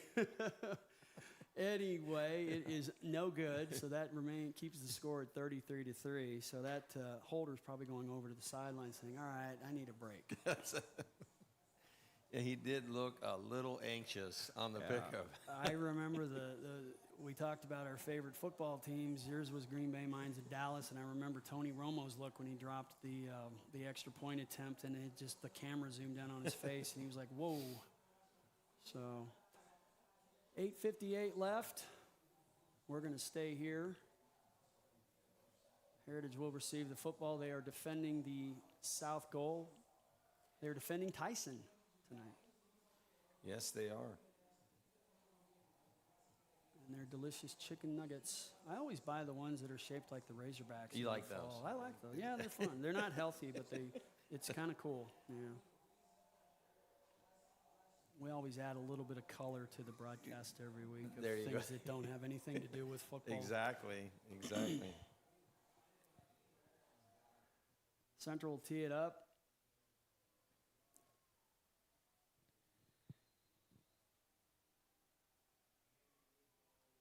Again, Isbell and Stout back. Yep, kick is deep. And Looks like looks it's like going to be Isbell. Camden's going to take it. And he gets the Jets going, gets up to about a little over the 30-yard line. He's quick, I'll tell you that. He's got some speed. Yeah, he does. His older brother James played basketball for us, and They're a little bit like Seabiscuit. Yeah. You know what I mean? You're small just and small just and fearless. I was going both to of ask them. if his brother could dunk. Not sure if No, but- Camden can or not, but yeah, they can certainly run. Got some speed and and fearless. Yeah, yeah. Castaneda is back at quarterback with the spread. This might be a good opportunity for Harris just to see if they can get some stuff going, get the offense moving a little bit. And there's the quarterback keep. Yeah, takes it out to the far side, gets a few, and and he's he's not loose. down yet. Now don't hit somebody And illegally. somebody did, and there's that flag. Yeah, and you could see when the cutback, and you were just hoping that they didn't. Yeah, there wasn't an we, illegal block coming. Speaking of eyes getting wide, that's usually when our eyes get wide because we know that there could be a crackback or something coming back when he cuts back, and it's. I was just hoping we wouldn't get one, but it looks like we did. Let's see what they're going to say here. Blindside block on Heritage. Number 6. So that's usually one of those things that it's a blindside block is an illegal block, but it's normally not necessarily a vicious block, but it's a block that shouldn't be as vicious as it can be. Once again, if the player comes in with his hands and he just impedes, that's all you have to do. Yeah. But if he goes in and smashes into the guy, we have to throw that. It's a safety issue. And that's something within the last couple of years. Yeah, yeah. There were times when, I worked a couple games where kids would just get annihilated. Yeah. And, I'm not surprised that they changed that rule. And usually what happens, it ends up being something that happens in the NFL, and then it trickles down. Yeah. And we're usually the last ones to get it. First down and 10. Castaneda takes the snap. He'll run. Doesn't get a lot. Wrapped up. Maybe the line of scrimmage. Zacoby Page for Central on the stop. No gain. Yeah, I was going to say this earlier. Central's going to be a force in the 7A Central this year, I think. Obviously the cream of the crop is probably Bryant, maybe Conway, but I think they're going to be right there. They're very talented. They've got some good Division I talent on their team. So Heritage is playing a good team tonight. Yeah, no doubt. And they look the part, and they haven't made the mistakes that we've made. No, yeah, you can tell they're very mature for their team. They've got some younger players, but they're very well coached. And we have a whistle here. And I don't know what this is. I don't see a flag, but delay a game. So the far side referee threw that. The field judge on the visitor's sideline threw that. And again, the 25-second clock ran out. That's the second time tonight. So that is usually something that will give Coach Munoz a headache later on tonight when he watches the film. Yeah, those are things that, as a coach, you just can't stand. But then on the flip side, you're going, well, those are things that are easy enough to correct. Yeah, too. yeah, it's just get the play in and fix it. Yeah. So that's it. You don't like those issues that you don't have solutions for, and you can have a Right. solution for that. Yeah, yeah. Castaneda takes the snap, is scrambling, throws. I don't know if that was complete or not. Far side official says it was not. Looks like it hit the ground, so that will be third down and about 15. Yes, and Isbell, he's shown the ability to get free. Mm-hmm. Yeah, every pass they go to him, all of his targets, he's been open. Yeah. So he's able to find that crease, and Castaneda and Carroll both have found him before. I think it's just going to be a timing thing for them. So just a little bit more practice, and this will start hitting on him. Castaneda takes the snap, fakes, reverses out, tunnel screen on the left-hand side. Read really well by Central. There, my friend, They're is on it. Mr. Kennedy falling on the Yep. pile. Yeah, Mr. Miami. Maybe have a chat with him after the game and convince him to go to Fayetteville in 2 years or whenever it is. You should be a Razorback, brother. He's got some, not only is he got the bulk, but he's tall. He's tall and he's fast. He Yeah. can get to places, and that's the biggest thing for a defensive lineman is, your physical presence, but it's also your speed. He can get around these offensive linemen. Heritage is going to punt, gets it away. Good punt. It's going to be fielded. The ball is on the ground, and Heritage looks like they may have come up with it. They're signaling that they do. The officials are signaling, and it is a Heritage football.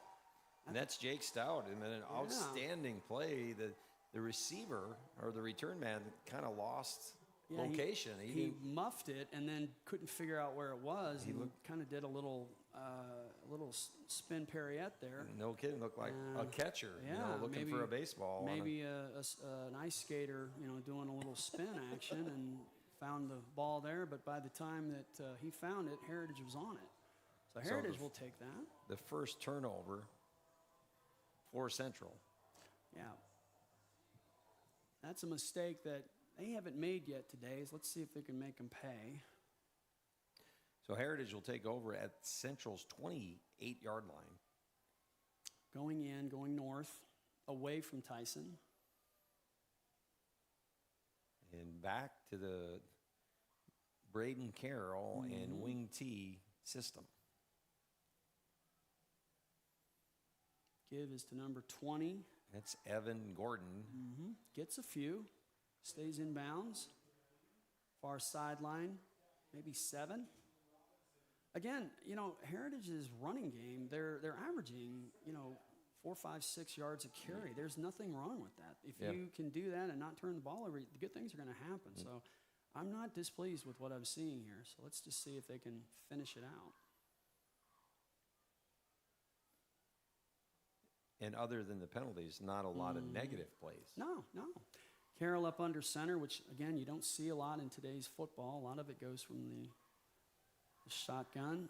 Reverses out pitches. Not a lot there. Close to the first down. I don't think he got there. He's going to be short. Yeah, he's about a yard. Maybe, if that. Umpire will put it down. And guess who's coming in the game for this short yardage play?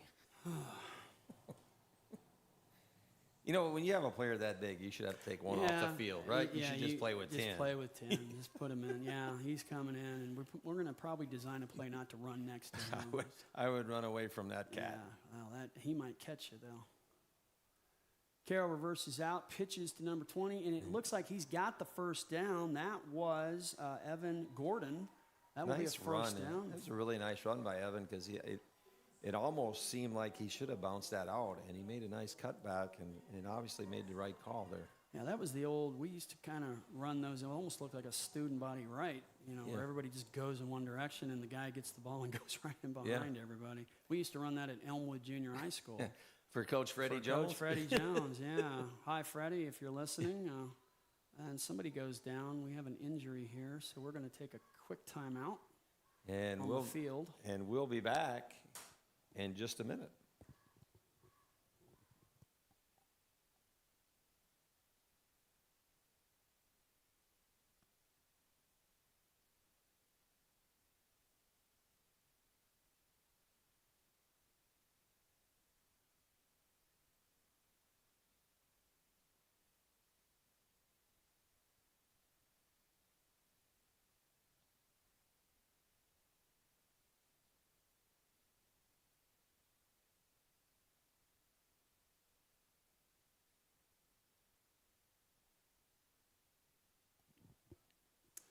Back at Gate Stadium, third quarter, 4 minutes and 53 seconds left in the third quarter. Central is up 33-3. Came back from an injury timeout. Heritage will have the football, 1st and 10 at the 14-yard line. Driving into the north. It looks like Connor Autran is the injured player. What looks like some kind of cut or some kind of, like they're getting a bandage and a flag on the play. Yeah, he came off on his own power, which is good news. And looks like we have a flag. Might be, this is encroachment against Central. So that'll move the ball 5 yards closer to the goal line. And one of the few penalties on Central this evening, they've played pretty clean. Yeah, that's a sign of a well-coached team is that they don't give up penalties. And Heritage has, their penalties have not been a lot, but they've been costly. They've happened at bad times. Yeah. So they've been pretty clean, too. Yeah, no doubt. Mark Haynes here is taking care of Connor on the sideline. Yeah, you may It looks like he's okay. Carroll again up under center, and Carroll's going to take it up the middle. Big kid, he can push. He's a junior. A little brotherly shove right A there. little, maybe partially tush push. He got down to just about the 5-yard line. Is about going to bring up second, or is it second? I think second and about 2, maybe 1.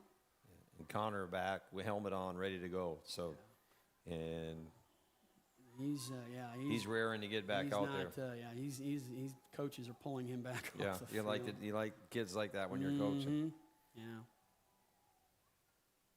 Braden under center, marks for a reverse, and I think that the ball is on the ground. Yeah, they're Central has it, but it looks like they are signaling that he was down. Again, ground can't cause a fumble, and now we have a late flag, so we'll see what this is. That's going to cost Central. I was just bragging on him. Yeah. I was just bragging on him, John. Right, And then right. what looked like number 21, and I'm not accusing, but he was near the official when it went up, and that's Please Gray. And Yep, that's what it was. Unsportsmanlike. He wished the Heritage offensive guy a little bit too much love. And he's on his way to the sideline. yeah, I think that would be a good time for him to evaluate, maybe reflect, and get a drink. Yep. So I think that's going to move the ball half the distance to the goal, put it down about the 3. That will be enough, I think, for a first down. Would that be an automatic first down, John? Yes, in high school football, it would be an automatic first down, but we're in a situation here where half the distance. So yeah, they're already calling it right now. They're making sure they're getting the spot right, but that will be enough regardless for a first down. So we're going to be first and goal inside the 5-yard line. Mm-hmm. Yeah, that is what they call a dead ball foul. So basically, an unsportsmanlike normally appears after the play is over. So they will take the spot of the foul and they will mark it off. This should be first down. Should be a first down. And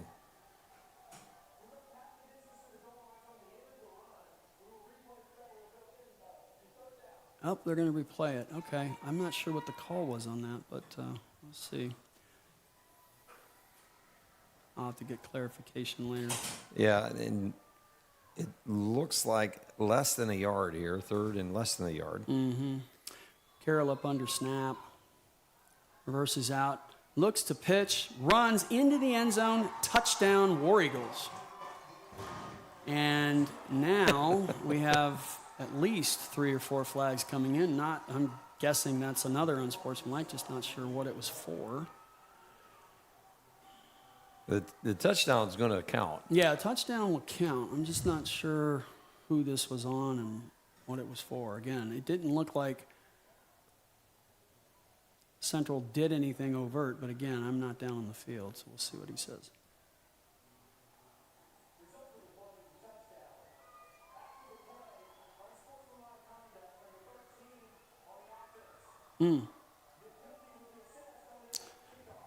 So that was on Braden Carroll, maybe a little bit too much of excessive celebrating. I'm sure that the coach will have a chat with him on that, but it will be assessed on the kickoff.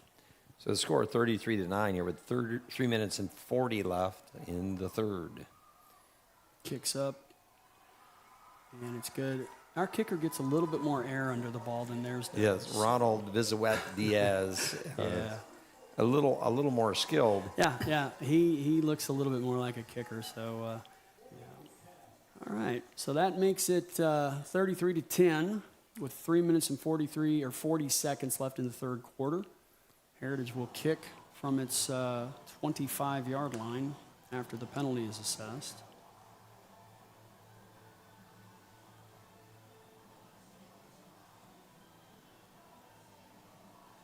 Surely good to get some kind of momentum going forward into next week's first conference opener. Yeah, Heritage needs this. I think they're a little bit better than their record indicates right now.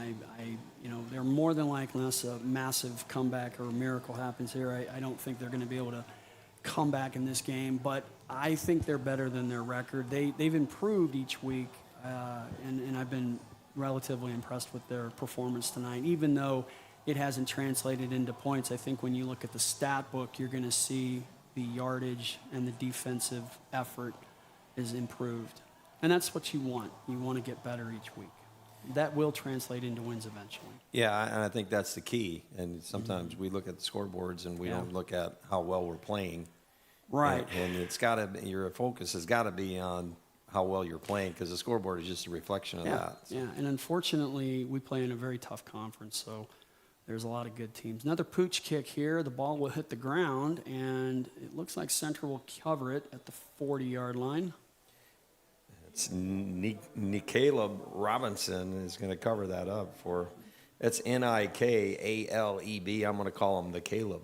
Oh, yeah. Robinson. I'm fine with that. Yeah, I can live with that. If his parents call and we'll just do it all. Good broadcasters do is we'll blame it on somebody else. Yeah, maybe in the wintertime, if you guys play Central in basketball, we'll have another chance. There you go. To talk about his name. We'll get his name officially from his parents. There you go. All right, looks like Central may have another quarterback in. I'm not sure what his number is. We'll catch it in just a second. He hands off near side, and he breaks free and gets up the sideline down to inside the 40-yard line. That quarterback is number 6. That is Drew Bjork. And that's one Ray Stewart, again, running the ball. He's had a big night. He's had some big gains. Yeah, so they have a couple of their stars still in the game playing different positions, so not necessarily a second-team effort here. But, again, Bjork takes the snap, runs wide, left. It's Marshall. Marshall breaks free, and this is going to be a touchdown, but it looks like there's going to be a flag that's going to come in around the 20. Might be a blocking infraction downfield. We'll see what the call is here. A lot of flags here in the last 5 or 6 minutes. Yeah. This usually is when the penalties start to add up, because kids get tired and the frustration starts, things like that. So we'll see what they say here. The officiating crew has little Bluetooth radios that they use, so it's a lot easier to communicate. Yeah. It's a holding on offense. Yep. So it'll be 10 yards from the spot, which will place the ball at the 31-yard line. Mm-hmm. So 1st and 1. Yeah.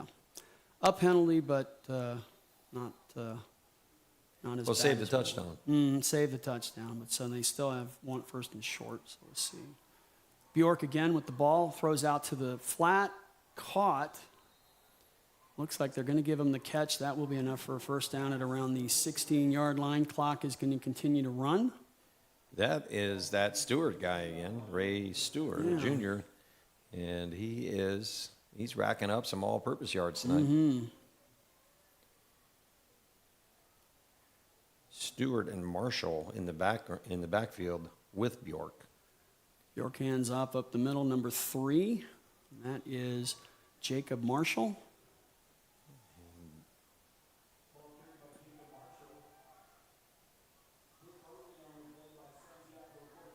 Bring up 2nd down, and Cortez for the War Eagles making the stop. Santiago Cortez. clock still moving inside 2:20, 3rd quarter. So they have a hard time stopping this run game for Central with a lot of speed and a lot of physicality up front, and that's. Bjork gives to Ray Stewart. Ray is down to. Did he get into the end zone? That's a touchdown That is a for touchdown. Stewart. All right, touchdown Central.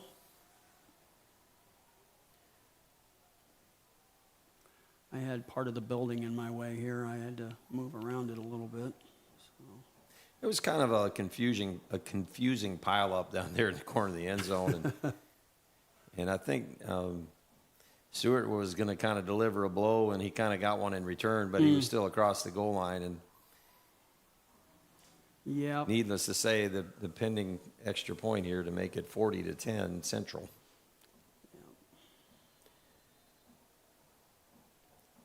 Ball's marked ready for play. Snap is there, hold is good, ball is on its way, and it is good. So that does make it 40-10. That is a 30-point deficit right now. Once again, this is a good time for Heritage just to work on fundamentals, get yardage, timing stuff. Probably not going to be able to score enough points to get back in this, but make some good plays. Let's see if they can do that. And, in the system, and we talk about this all the time, the non-conference games are really just a glorified exhibition because the real play starts next week in the conference, and to get to the state playoffs, that's where it all begins. So and playing a team like Central in a non-conference game is going to give you an idea of what you're going to face in the West. I mean, every week you're going to run a gauntlet. You've got Bentonville, Rogers is good this year, Fayetteville's good this year, Harbor's good this year, Springdale's better. Northside is, there isn't really a team in there that you're going to face that you're just going to be able to walk through it in the 7A West. It's similar to the SEC in college. Every week you're gonna have to play perfect. Yeah, and no doubt, and playing like you said before, another 6A or 7A opponent can only get you closer to that. Yeah. Central kicks off. And it will be taken by Isbell. Isbell hits the Jets, gets upfield, makes a move, gets down to or up to 29-yard line. So Heritage will have the football there. 1st and 10 with 1:57 left in the third quarter. Camden is a 5'8", 165-pound junior. And Camden missed a good portion of last season with a knee injury. He's hobbling around a little bit there, but hopefully he's a tough kid. I think he's okay. Hopefully didn't reactivate it. Yeah, he's moving around a little bit, but hopefully he'll be okay. All right. So we are back. Carroll's back in at quarterback. The Air Force offense. Yeah. The Air Force, the fighting, what is it, Screaming Falcons or whatever, and they run a wishbone. That's right. And the Army, they run a spread. Yeah. And one of the cooler things I saw between Army and Navy one year was it was snowing, and Army had the white uniforms with just a little bit of black trim, and you could not see them. It was a lot like a couple weeks ago at Siloam Springs with Siloams with their black uniforms in the dark. You couldn't see anything. So it was good military camo. There you go. Braden's going to take it again from the under center. Reverses out pitch. That's Evan Gordon, and he's got some room. Got some room. Go, baby. Oh, and he gets pushed out of bounds. Enough to pick up the first down. Gets up to about the 46-yard line. Yeah, and we don't have the capability of stats, and I'm looking down the window here, and our stat keeper is not here. Otherwise, we could give you some statistics, but I think the offensive stats, John, are going to look pretty good. Yeah, I think so too. I think barring so the too. turnovers, I think you're going to be pleased with the yards per carry and total yards and everything else, because they've been able to move the ball and really not any negative live plays other than some silly penalties. That's been the biggest bane in our existence tonight is the penalty, and there's one there that will probably move us back 5 yards. It looks like. Oh, actually, he's signaling encroachment, so that might be on the defense. So can the player that's not on the line of scrimmage, is he allowed to move backwards or be in motion at the snap, or how does that? What's that rule on that? On the offense, if he's on the offensive line, considered on the offensive line, even if he's wide, he has to stay still. If he moves it all off of that, that is a false start. There can be a guy in the backfield that can move towards the line of scrimmage. That is a motion penalty. The signals are the same, but one of them is a live ball foul and the other one is a dead ball foul. Okay. So if you violate the neutral zone, it's a dead ball foul. Gotcha. Carroll reverses out pitch. Gets free and gets a first down. That's number 10. That is Jaden Cortez. First down, Heritage. So, yeah, back to those two penalties. It usually gets confusing when you have a penalty on the offense, say a motion in the backfield. It's a live ball foul, but the defense jumps into the neutral zone, that's a dead ball foul. The dead ball foul always takes precedence over the live Okay. ball foul, but we throw both. So in a live ball situation, we'll let the play go and then deal with it later.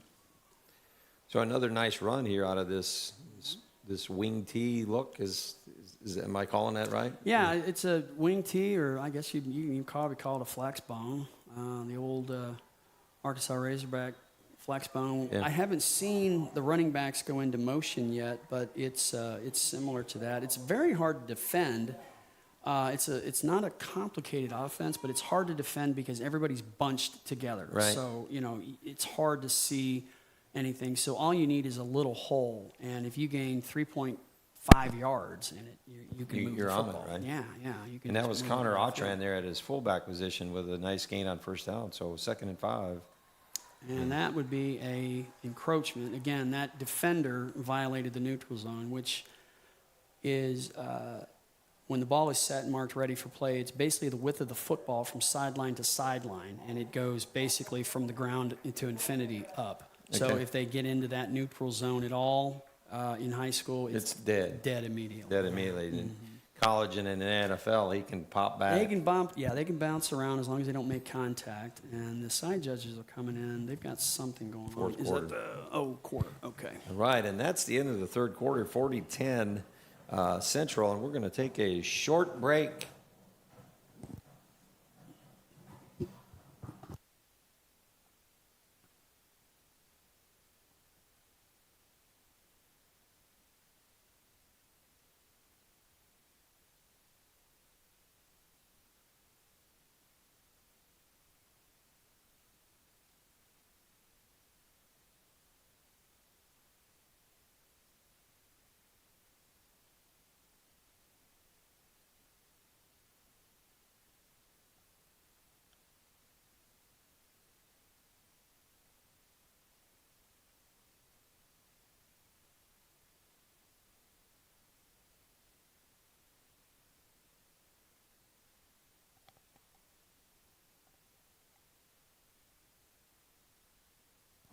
Hey, we're back, and Heritage in their flex bone Ken Hatfield style of offense here. Looks like they've had some success here.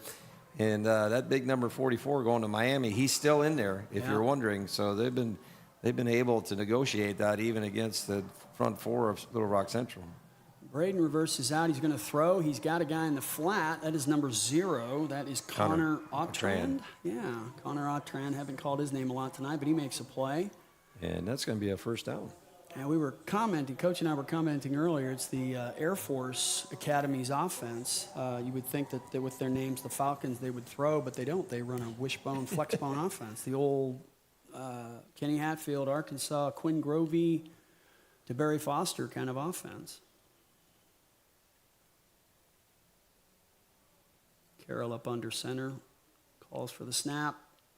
Give is to number 10, which is Jaden Cortez. Gets a couple. Sorry, I just banged my microphone here in your ear. Micah Frazier, a linebacker for Central with the stop. But a nice gain on first down, 4 yards. Yeah, and Heritage is getting it done. They're moving the ball. They're grinding it out, and there's nothing wrong with this. They just let's not make another play. Let's make a play and not allow Central to make a play. Carroll looks for the ball, pitches out towards the other sideline. Number 10, that is Jaden Cortez That's again. Jaden Cortez again. He picks up a couple. It's going to be 3rd and about 3. Well, one of the guys that I worked for 9 seasons was known as a ball control basketball coach. Oh, and, okay. And one of our philosophies was they can't score if we have the ball. Yeah, and I was going to ask you, in high school basketball, is there a shot clock, or is it? Yeah. Can you just kind of stand out there and da da da da da? We used to be real deliberate a lot of places, but now we have a 35-second shot Do clock, you? Okay. which has cleaned up the game tremendously. Has it added to scoring at all a little bit, or is it just? It is, and the nice thing about the shot clock is the end of the game where we used to foul a lot if you were losing. Yeah. Now you just kind of play the shot clock out, and yeah. it really is a lot safer for the players, and it's just a better system all around. Heritage there with another first down, and they're moving the ball at the 11. Yeah, they can pick up a first down here at the 1 if they get to that point. I'd rather see them put the ball in the end zone as soon as possible. Braden takes the ball, reverses out, cuts up the field. He's got some room. He's going to be pushing, close. He's pushing, push into the end zone, or whatever they call that. And he scores. Now, let's not over-celebrate this time. Let's just go ahead and kick our extra point. Carroll, his second rushing touchdown of tonight, and some success there with the flex bone offense. That's the thing with that offense, is that it will dull you to sleep, and then when it does, you move people around. And even with the big what's his name, Anthony Kennedy from on the defense, even someone like that can get very winded quickly. So. And Vizuet Diaz is going to knock that one through, and it's 40-17. I actually think he knocked it into the parking lot of Tyson's. Well, there's a myth of a guy that you probably remember named Jay Miles. Oh, Jay Miles. And Jay Miles might have or he might not have kicked a soccer ball during track practice into the Tyson parking lot. Yeah, we can't confirm or deny that, but Jay, there are rumors that happened. Jay played with me. I was 2 years younger than he was. We played at Elmwood Junior High. Now it's Elmwood Middle School, but it's the Raiders, the Green Raiders. I'll give them a little bit of props. But Jay played for them, and he was our kicker in 9th grade. I played 8th grade football with him, and not only was he just a good football player, but he could kick. But he was one of those guys that kicked he had the old. The square shoe, yeah, that weighed about 9 pounds, and you get it moving, and it would kick the ball, and you had the strap and everything. So yeah, he could kick. And the other guy who graduated the same year was Todd Horton. He did the same thing. He was a kicker, and they had the same thing. There you go. And Vizuet Diaz is going to kick this one off. It's going to look a little different than Jay Miles, but and probably a similar outcome. And that's a. Ball is loose. And that is exactly what you want to do on a onside kick, Coach. You want that to bounce off of the player and then bounce right back to you, and Heritage jumps on it. It is Heritage football at the 47-yard line. That is exactly how you play that. Exactly. Nice, and a nice job staying disciplined and staying on sides, because I know you can get anxious in that situation, and Heritage is going to get the ball back. Yeah, I remember in the first half, Central did I can't remember if it was Central or Heritage did an onside kick, and the coaches right next door to us were banging on the windows, telling them to get away from the ball, and I think they were doing the same thing. But that is exactly the way you run that. Heritage has an opportunity to dig into this lead a little bit, so let's see what they come up with. Well, we're back with Castaneda at quarterback, and we're going to give the Central Tigers a different look defensively. Mm-hmm.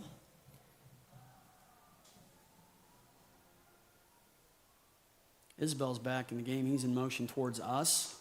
He goes upfield. They're going to throw. They're looking for him. He got him. He's got the catch at the 20-yard line. That is going to be a Heritage first down. Beautiful pass and catch. Just laid it out there, and Isabel ran right underneath it, so he's feeling good. Yeah, and then a nice toss there by Castaneda, and then again, something completely different than what we were defending just a few minutes ago. So keeping it real. And here we go. Carroll's coming back in, so we might see a different set of offense here. And here we go.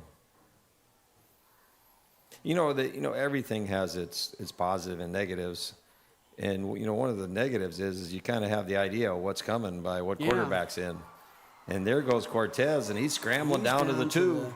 This offense reminds me a little bit. I don't know if anybody remembers the movie Friday Night Lights, but in the book Friday Night Lights, the school that it was written about, Odessa Permian, ran a version of this where the quarterback would reverse out and pitch, and then he would be the lead blocker. It was the strangest thing ever. But it worked. They dominated West Texas football, and it looks a little bit like that here. Braden Carroll took the pitch, gave it out and then led the it way. into the hole. Yeah. So really, really outstanding here second half for the War Eagles, gaining some momentum here maybe into next week. Hand off here inside, and it is going to be a touchdown. It looks like, well, the ball is on the ground. They didn't signal it yet. Yeah, and the white hat's going to give us the touchdown. Yeah. So as soon as the ball hits that line, it's a touchdown. So as soon as he steps in. Well, stranger things have happened, John. It has. Stranger things have happened. I am not going to count us out yet, but yeah. So this is a good way to stoke the hopes here. So let's see what happens. 9:20 here, and I believe that the score 40-23. And Vizuet Diaz, he's going to see if we can make it 24, and He does. And looks like he does. So 9:20 left. 16-point game. It's 2 scores with 2 extra points, so it's doable. Again, good way for Heritage to come back in the second half. You know, every team, no matter what the sport is, has to find something to hang their hat on. Mm-hmm. Yeah. Or something that the kids feel confident in. Hey, this is what we can do. And maybe we found it. Maybe this is maybe this is, regardless of how this one comes out. I mean, maybe we found something that we feel confident in. Yeah, you know, and I said this before at the outset. I felt really good about Heritage moving the football against Siloam Springs in the first half, right before the lights went out, obviously. But we seemed to be getting into a rhythm. I don't know. I didn't go to the Carl Junction game because I had to work another game in the conference locally. But I heard about it, and the score got out of hand. But I heard that they stayed tough for a while. This game, they're not out of this. I mean, No. It seemed like 10 minutes ago this would be a runaway. Now it's not. It's a ball game. So I think Central might be breathing a little bit heavier than they were a few minutes ago. Well, we have 10 Central Tigers within 15 yards of its kickoff. Yeah, So I think they know what's coming.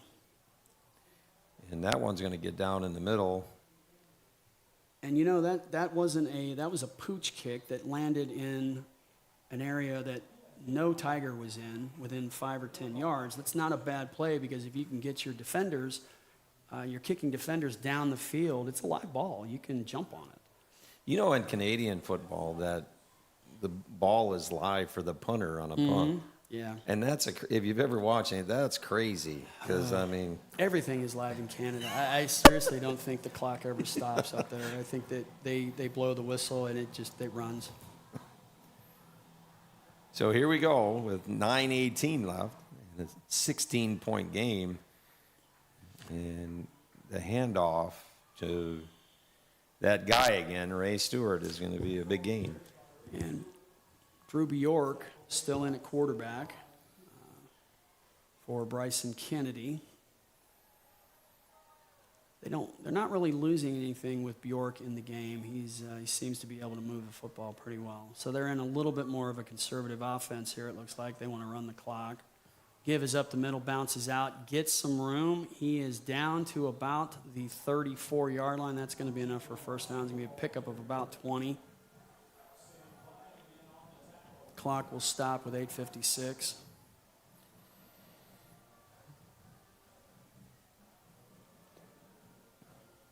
The state's greatest high school band is playing up some music, keeping the fans into it.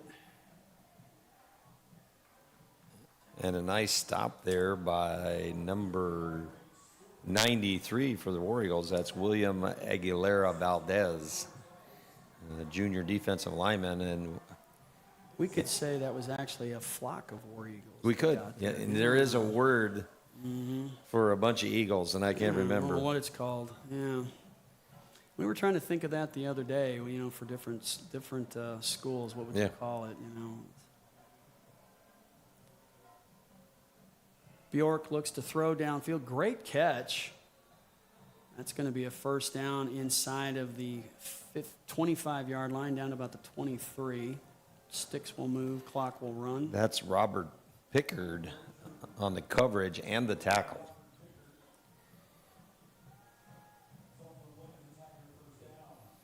So Central doing here what they need to be doing is, this game ain't over, so they got Yeah. it in. Picking up first downs, running the clock. And There's a flag that's going to come in. This is a run up the middle. Heritage read it really well. We'll see what this is. It came in from the umpire. This might be a blocking infraction. We'll see what it is here.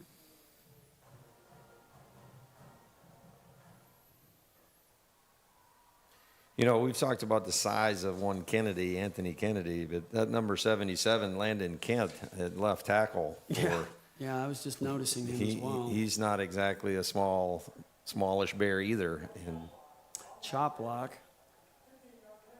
So chop block is it's a costly foul. That's usually where somebody is engaged with somebody up top and somebody comes in purposely at the bottom and takes his knees out. Dangerous so it's a very dangerous play. And it usually happens right inside of the free blocking zone. It's normally an intentional thing, but it looked like that's what happened. And now we have another flag. Not sure what this is about. we had some movement on the central line. It looks like it's going to be another 5 yards here on a. Oh, okay. So we're going to wave this one off. Josh did not mark the ball ready for play, so the line judge threw the flag anyway. He didn't know that the ball was not marked, so that is not a penalty. Still first and about 25. The give is to the right, and the Eagles read that really well. War Eagles all over that play. So that Will Stone, from his defensive end position, did a good job. I learned this last year, setting the edge. Setting the edge, yeah. You get all these cool terms in here in football. Setting the edge. That's exactly right. And good, being good in space. I mean, all these things have come up in the last several years that I didn't know about when I was a kid. They said, Freddie Jones just said, here, take the football and run and score. Tackle him. Tackle, rub some dirt on it, get back in there. And a new quarterback, or not a new quarterback, and there's a screen to that Marshall guy. Looks like that Stewart guy. Bryson Kennedy is back in, so probably trying to give him a few reps. He was the one that threw that tunnel screen. Samuel Klein there with the stop. It's going to make it third and about 11 yards. With 7:05 left. Timeout.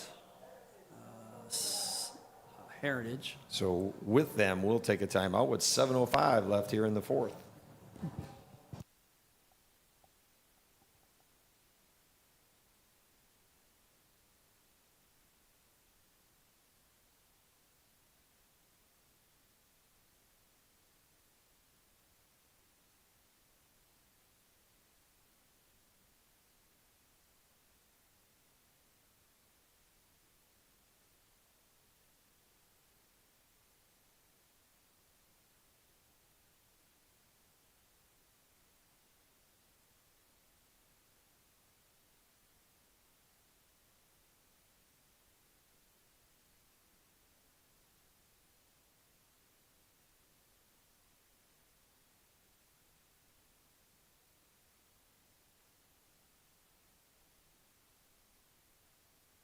We're back.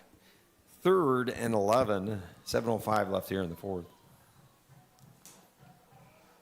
Bryson Kennedy back at quarterback, takes a little tunnel screen to number 5, and our old friend number 5, Ray Stewart, and that is a touchdown for Central.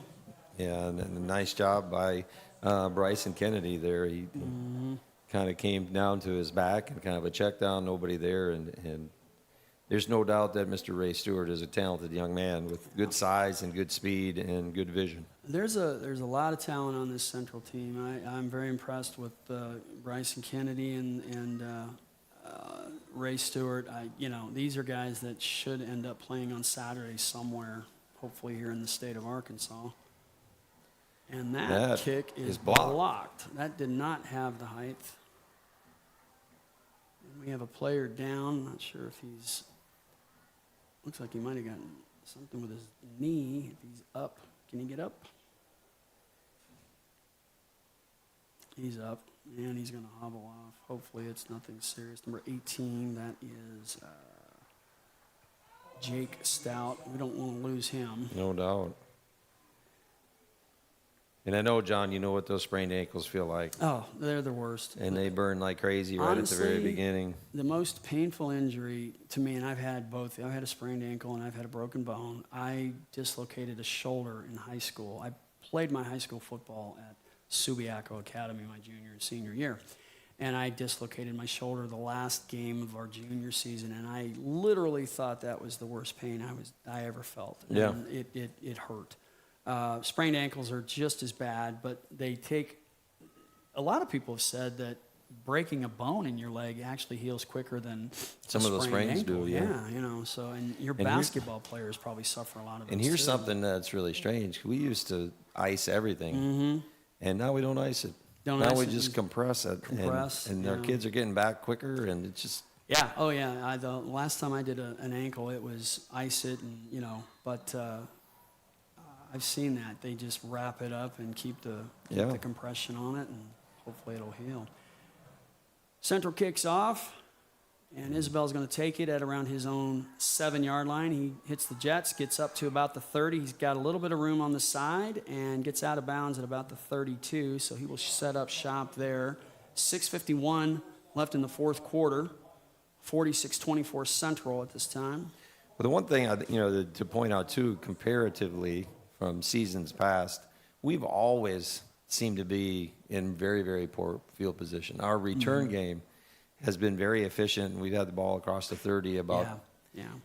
And not being a football coach, but just watching, that opens up a lot of possibilities. It does, and it's hard if you're starting your series is inside your own 20 Yeah. or your 10. You open up your playbook a lot here. So who we got on our quarterback today? That's Castaneda. Castaneda. And he is wrapped up, thrown for a loss, and that is the big number 44. You probably remember the commercial, and the parting shot was Cortez Kennedy will find your house. Yeah. He used to play for the Seahawks. Well, that particular case, Anthony Kennedy will find your house. Yeah, I watched him when he got a hold of Castanez, and he picked him up, and I thought, don't throw him down, because you may put a hole in the turf. Yeah. So a loss of 4, and 2nd and 14 with 6:13 left in the game. Castanez is going to throw here. He's rolling to his left and just kind of gets rid of it. 2 receivers there in the area, Braden McCluskey and Isbell, and he kind of split the difference. So Castaneda is finding a little bit more difficult to throw the ball here in the second half.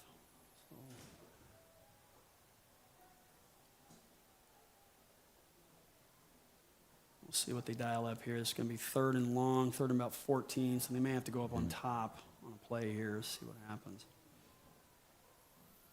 Castaneda's asking for it. He's out of the shotgun. They need the steps a couple 42. back. He's going up top. He's got Isbell. That's enough for a first down and more.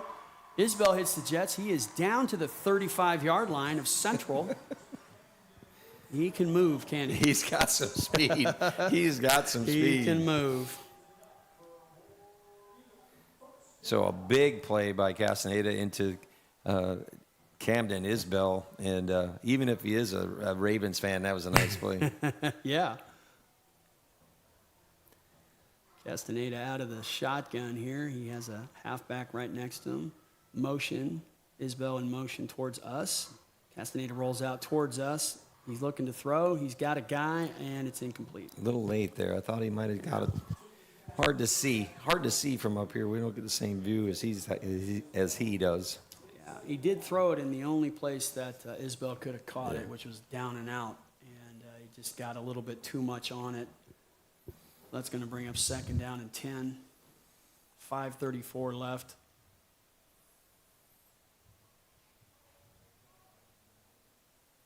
We haven't gotten any scores from area schools. Sometimes we get those. We can relay those to fans who are watching from the house and maybe have friends that are playing for other schools. I don't know of any scores right now. There is a timeout on the field.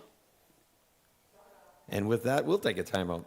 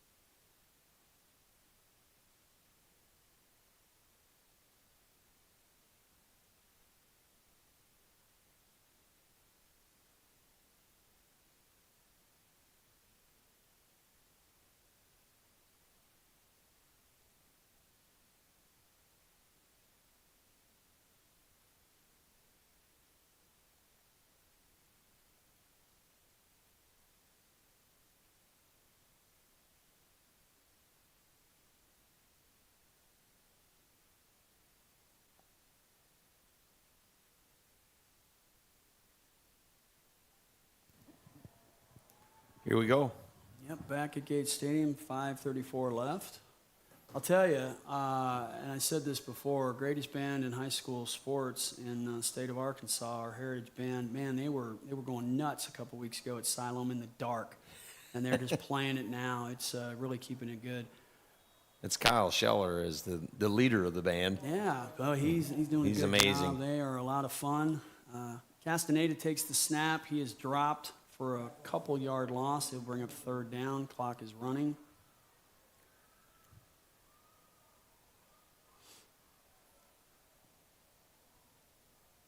Heritage on the move, looking to put some more points on the board here. Double wides. Slot to the left. Isabel out in the backfield to the left. He comes in motion towards us. Castaneda takes the snap out of the shotgun, looking to throw. Has number 3, which is Cameron Mormon. Picks up a few. Cameron, a sophomore. And a little trickery there with Camden kind of in motion and then kind of running them out and then throwing it back to Cameron. So Yeah. Camden and Cameron, it'd be hard to keep up with at times. Yeah, a little misdirection there.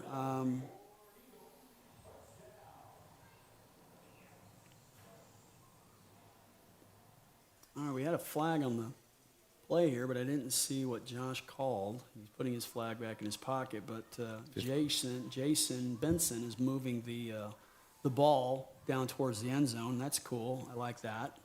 I always like when they're pointed, away from your team Yeah. when they pick the ball up. Yeah, they move, and it's a good sign. That was a big one. I don't know what it is, but it's 1st and 10 at the 20. Castaneda throws out. Ooh, and Isbell caught the ball, hung on to it, but he got hit hard. He's up, but I'm sure he's feeling it right now. That might be the Excedrin hit of the day. I don't think nothing illegal or No, I didn't see anything illegal there. just a pretty good lick, just a good hit, football yeah, play. Just a big hit, yeah. And, yeah. It's always a concern when you see, players go like that and we don't have the option to have a replay to see if it actually was a targeting or a personal foul. It looked like it was fine. Castaneda tries to run. He is caught on our sideline, wrapped up, and he has lost about 6 yards. So this is going to bring up third down and 10 from about the 29-yard line. So it was Landon Emerson from Central with the tackle. And third and almost 20. clock's running, 3:30, 3:29.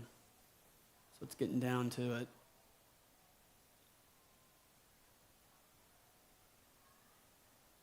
Isabel in motion towards us, gets reset.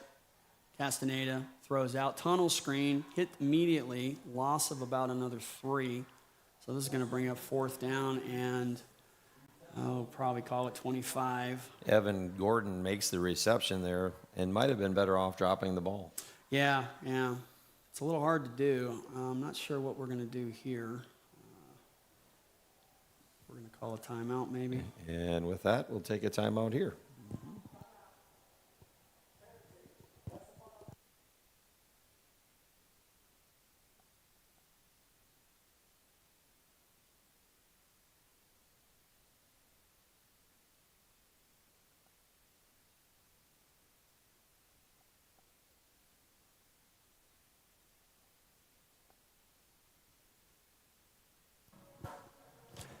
Back here at Gates Stadium, folks, listening to the greatest band in high school sports playing. I want to call your attention to the Heritage High School Booster Club. We proudly support the 4 A's: athletics, academics, activities, and arts. Family memberships start at just $35. Every dollar goes back to supporting our amazing War Eagle students. Stop by the Booster Club table at tonight's game or sign up online at wareagleboosters@gmail.com. That is the Heritage War Eagle Booster Club. We thank you for your support. And we're back here, 4th and a pile. A lot. Castaneda. Looking to throw, and he is buried. His helmet comes off. When that happens, that is an immediate dead ball. So unfortunately, Central will take over the football there at the 45-yard line with 2:53 left. And Kennedy was in there explosively, Yeah, among others. Among others. But he's the biggest one on the field. He's as big as the H in the middle of the field. In fact, his shadow takes over most of the H when he's standing on it. That is a big boy. He is a big lad and a big, very mobile, big guy. Central 1st and 10 at the 45-yard line. They've got to get to the opposite 45, or the 55 as we call it in officials' land. Bryson Kennedy hands off up the middle, almost to the 50. That's that guy, Nicola Robinson, with the carry. Couple different looking backs in the game, but still the freshman starter, Bryson Kennedy, in at quarterback. Yeah, I think they're going to play a little conservative here. They're just going to run the clock. I think Heritage is out of timeouts. There's no sense in trying to throw. And one more first down would Probably do it. would probably do it. Kennedy gives. And Heritage was having nothing of it. Got him wrapped up and down. That's sophomore Ashton Shorter for Central on the carry. It's nice of the Central roster to be all on one page. I mean, all the guys we've been calling all night are 1 through 34 or so. Right. Yeah, they gave us 3 pages. I don't think I've called anybody on page 2 or 3. Really, only Anthony Kennedy, number 44, was on the second page. So 14 on the play clock. They're going to let this run down, I'm sure, and then they will snap the ball here. Or they might call a timeout. Down to 3, see if they get it off. Yeah, nope, they did not.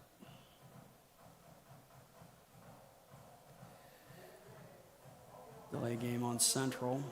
Minute 33 left, 46-24, Tigers.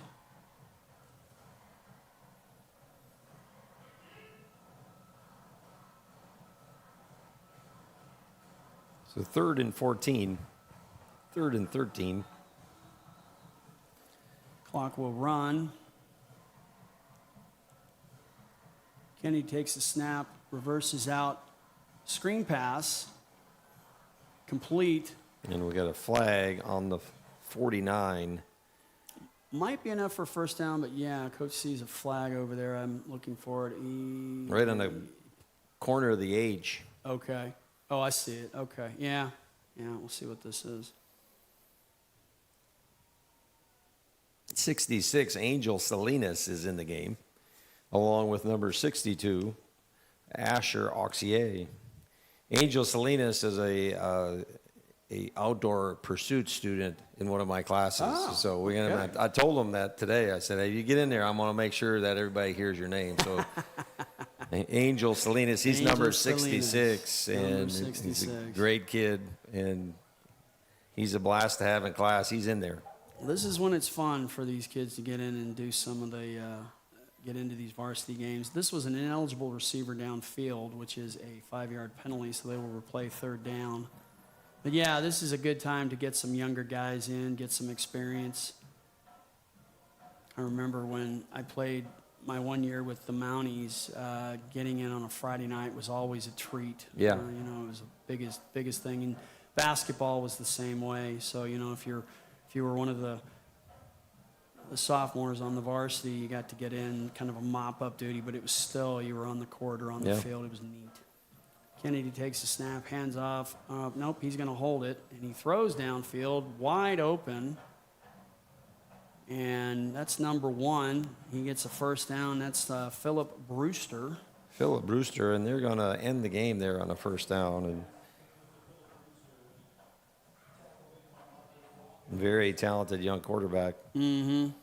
Yeah, I'm very impressed with him. He's a big kid, and you said he's only a freshman. That's what it says on the can't roster. Imagine him getting. You know, bigger. once upon a time we did a game at Farmington, and my brother-in-law coached at Farmington for years, and I got the roster up in the box, and I got the number 98, and he was 6'8", 450 pounds. Oh my goodness! But there wasn't. It was a myth. It was just a joke on me, and we kept looking for him, and we went, wait a minute, somebody's playing a joke on us, and it was. There was no 98. It was all fictional. Yeah.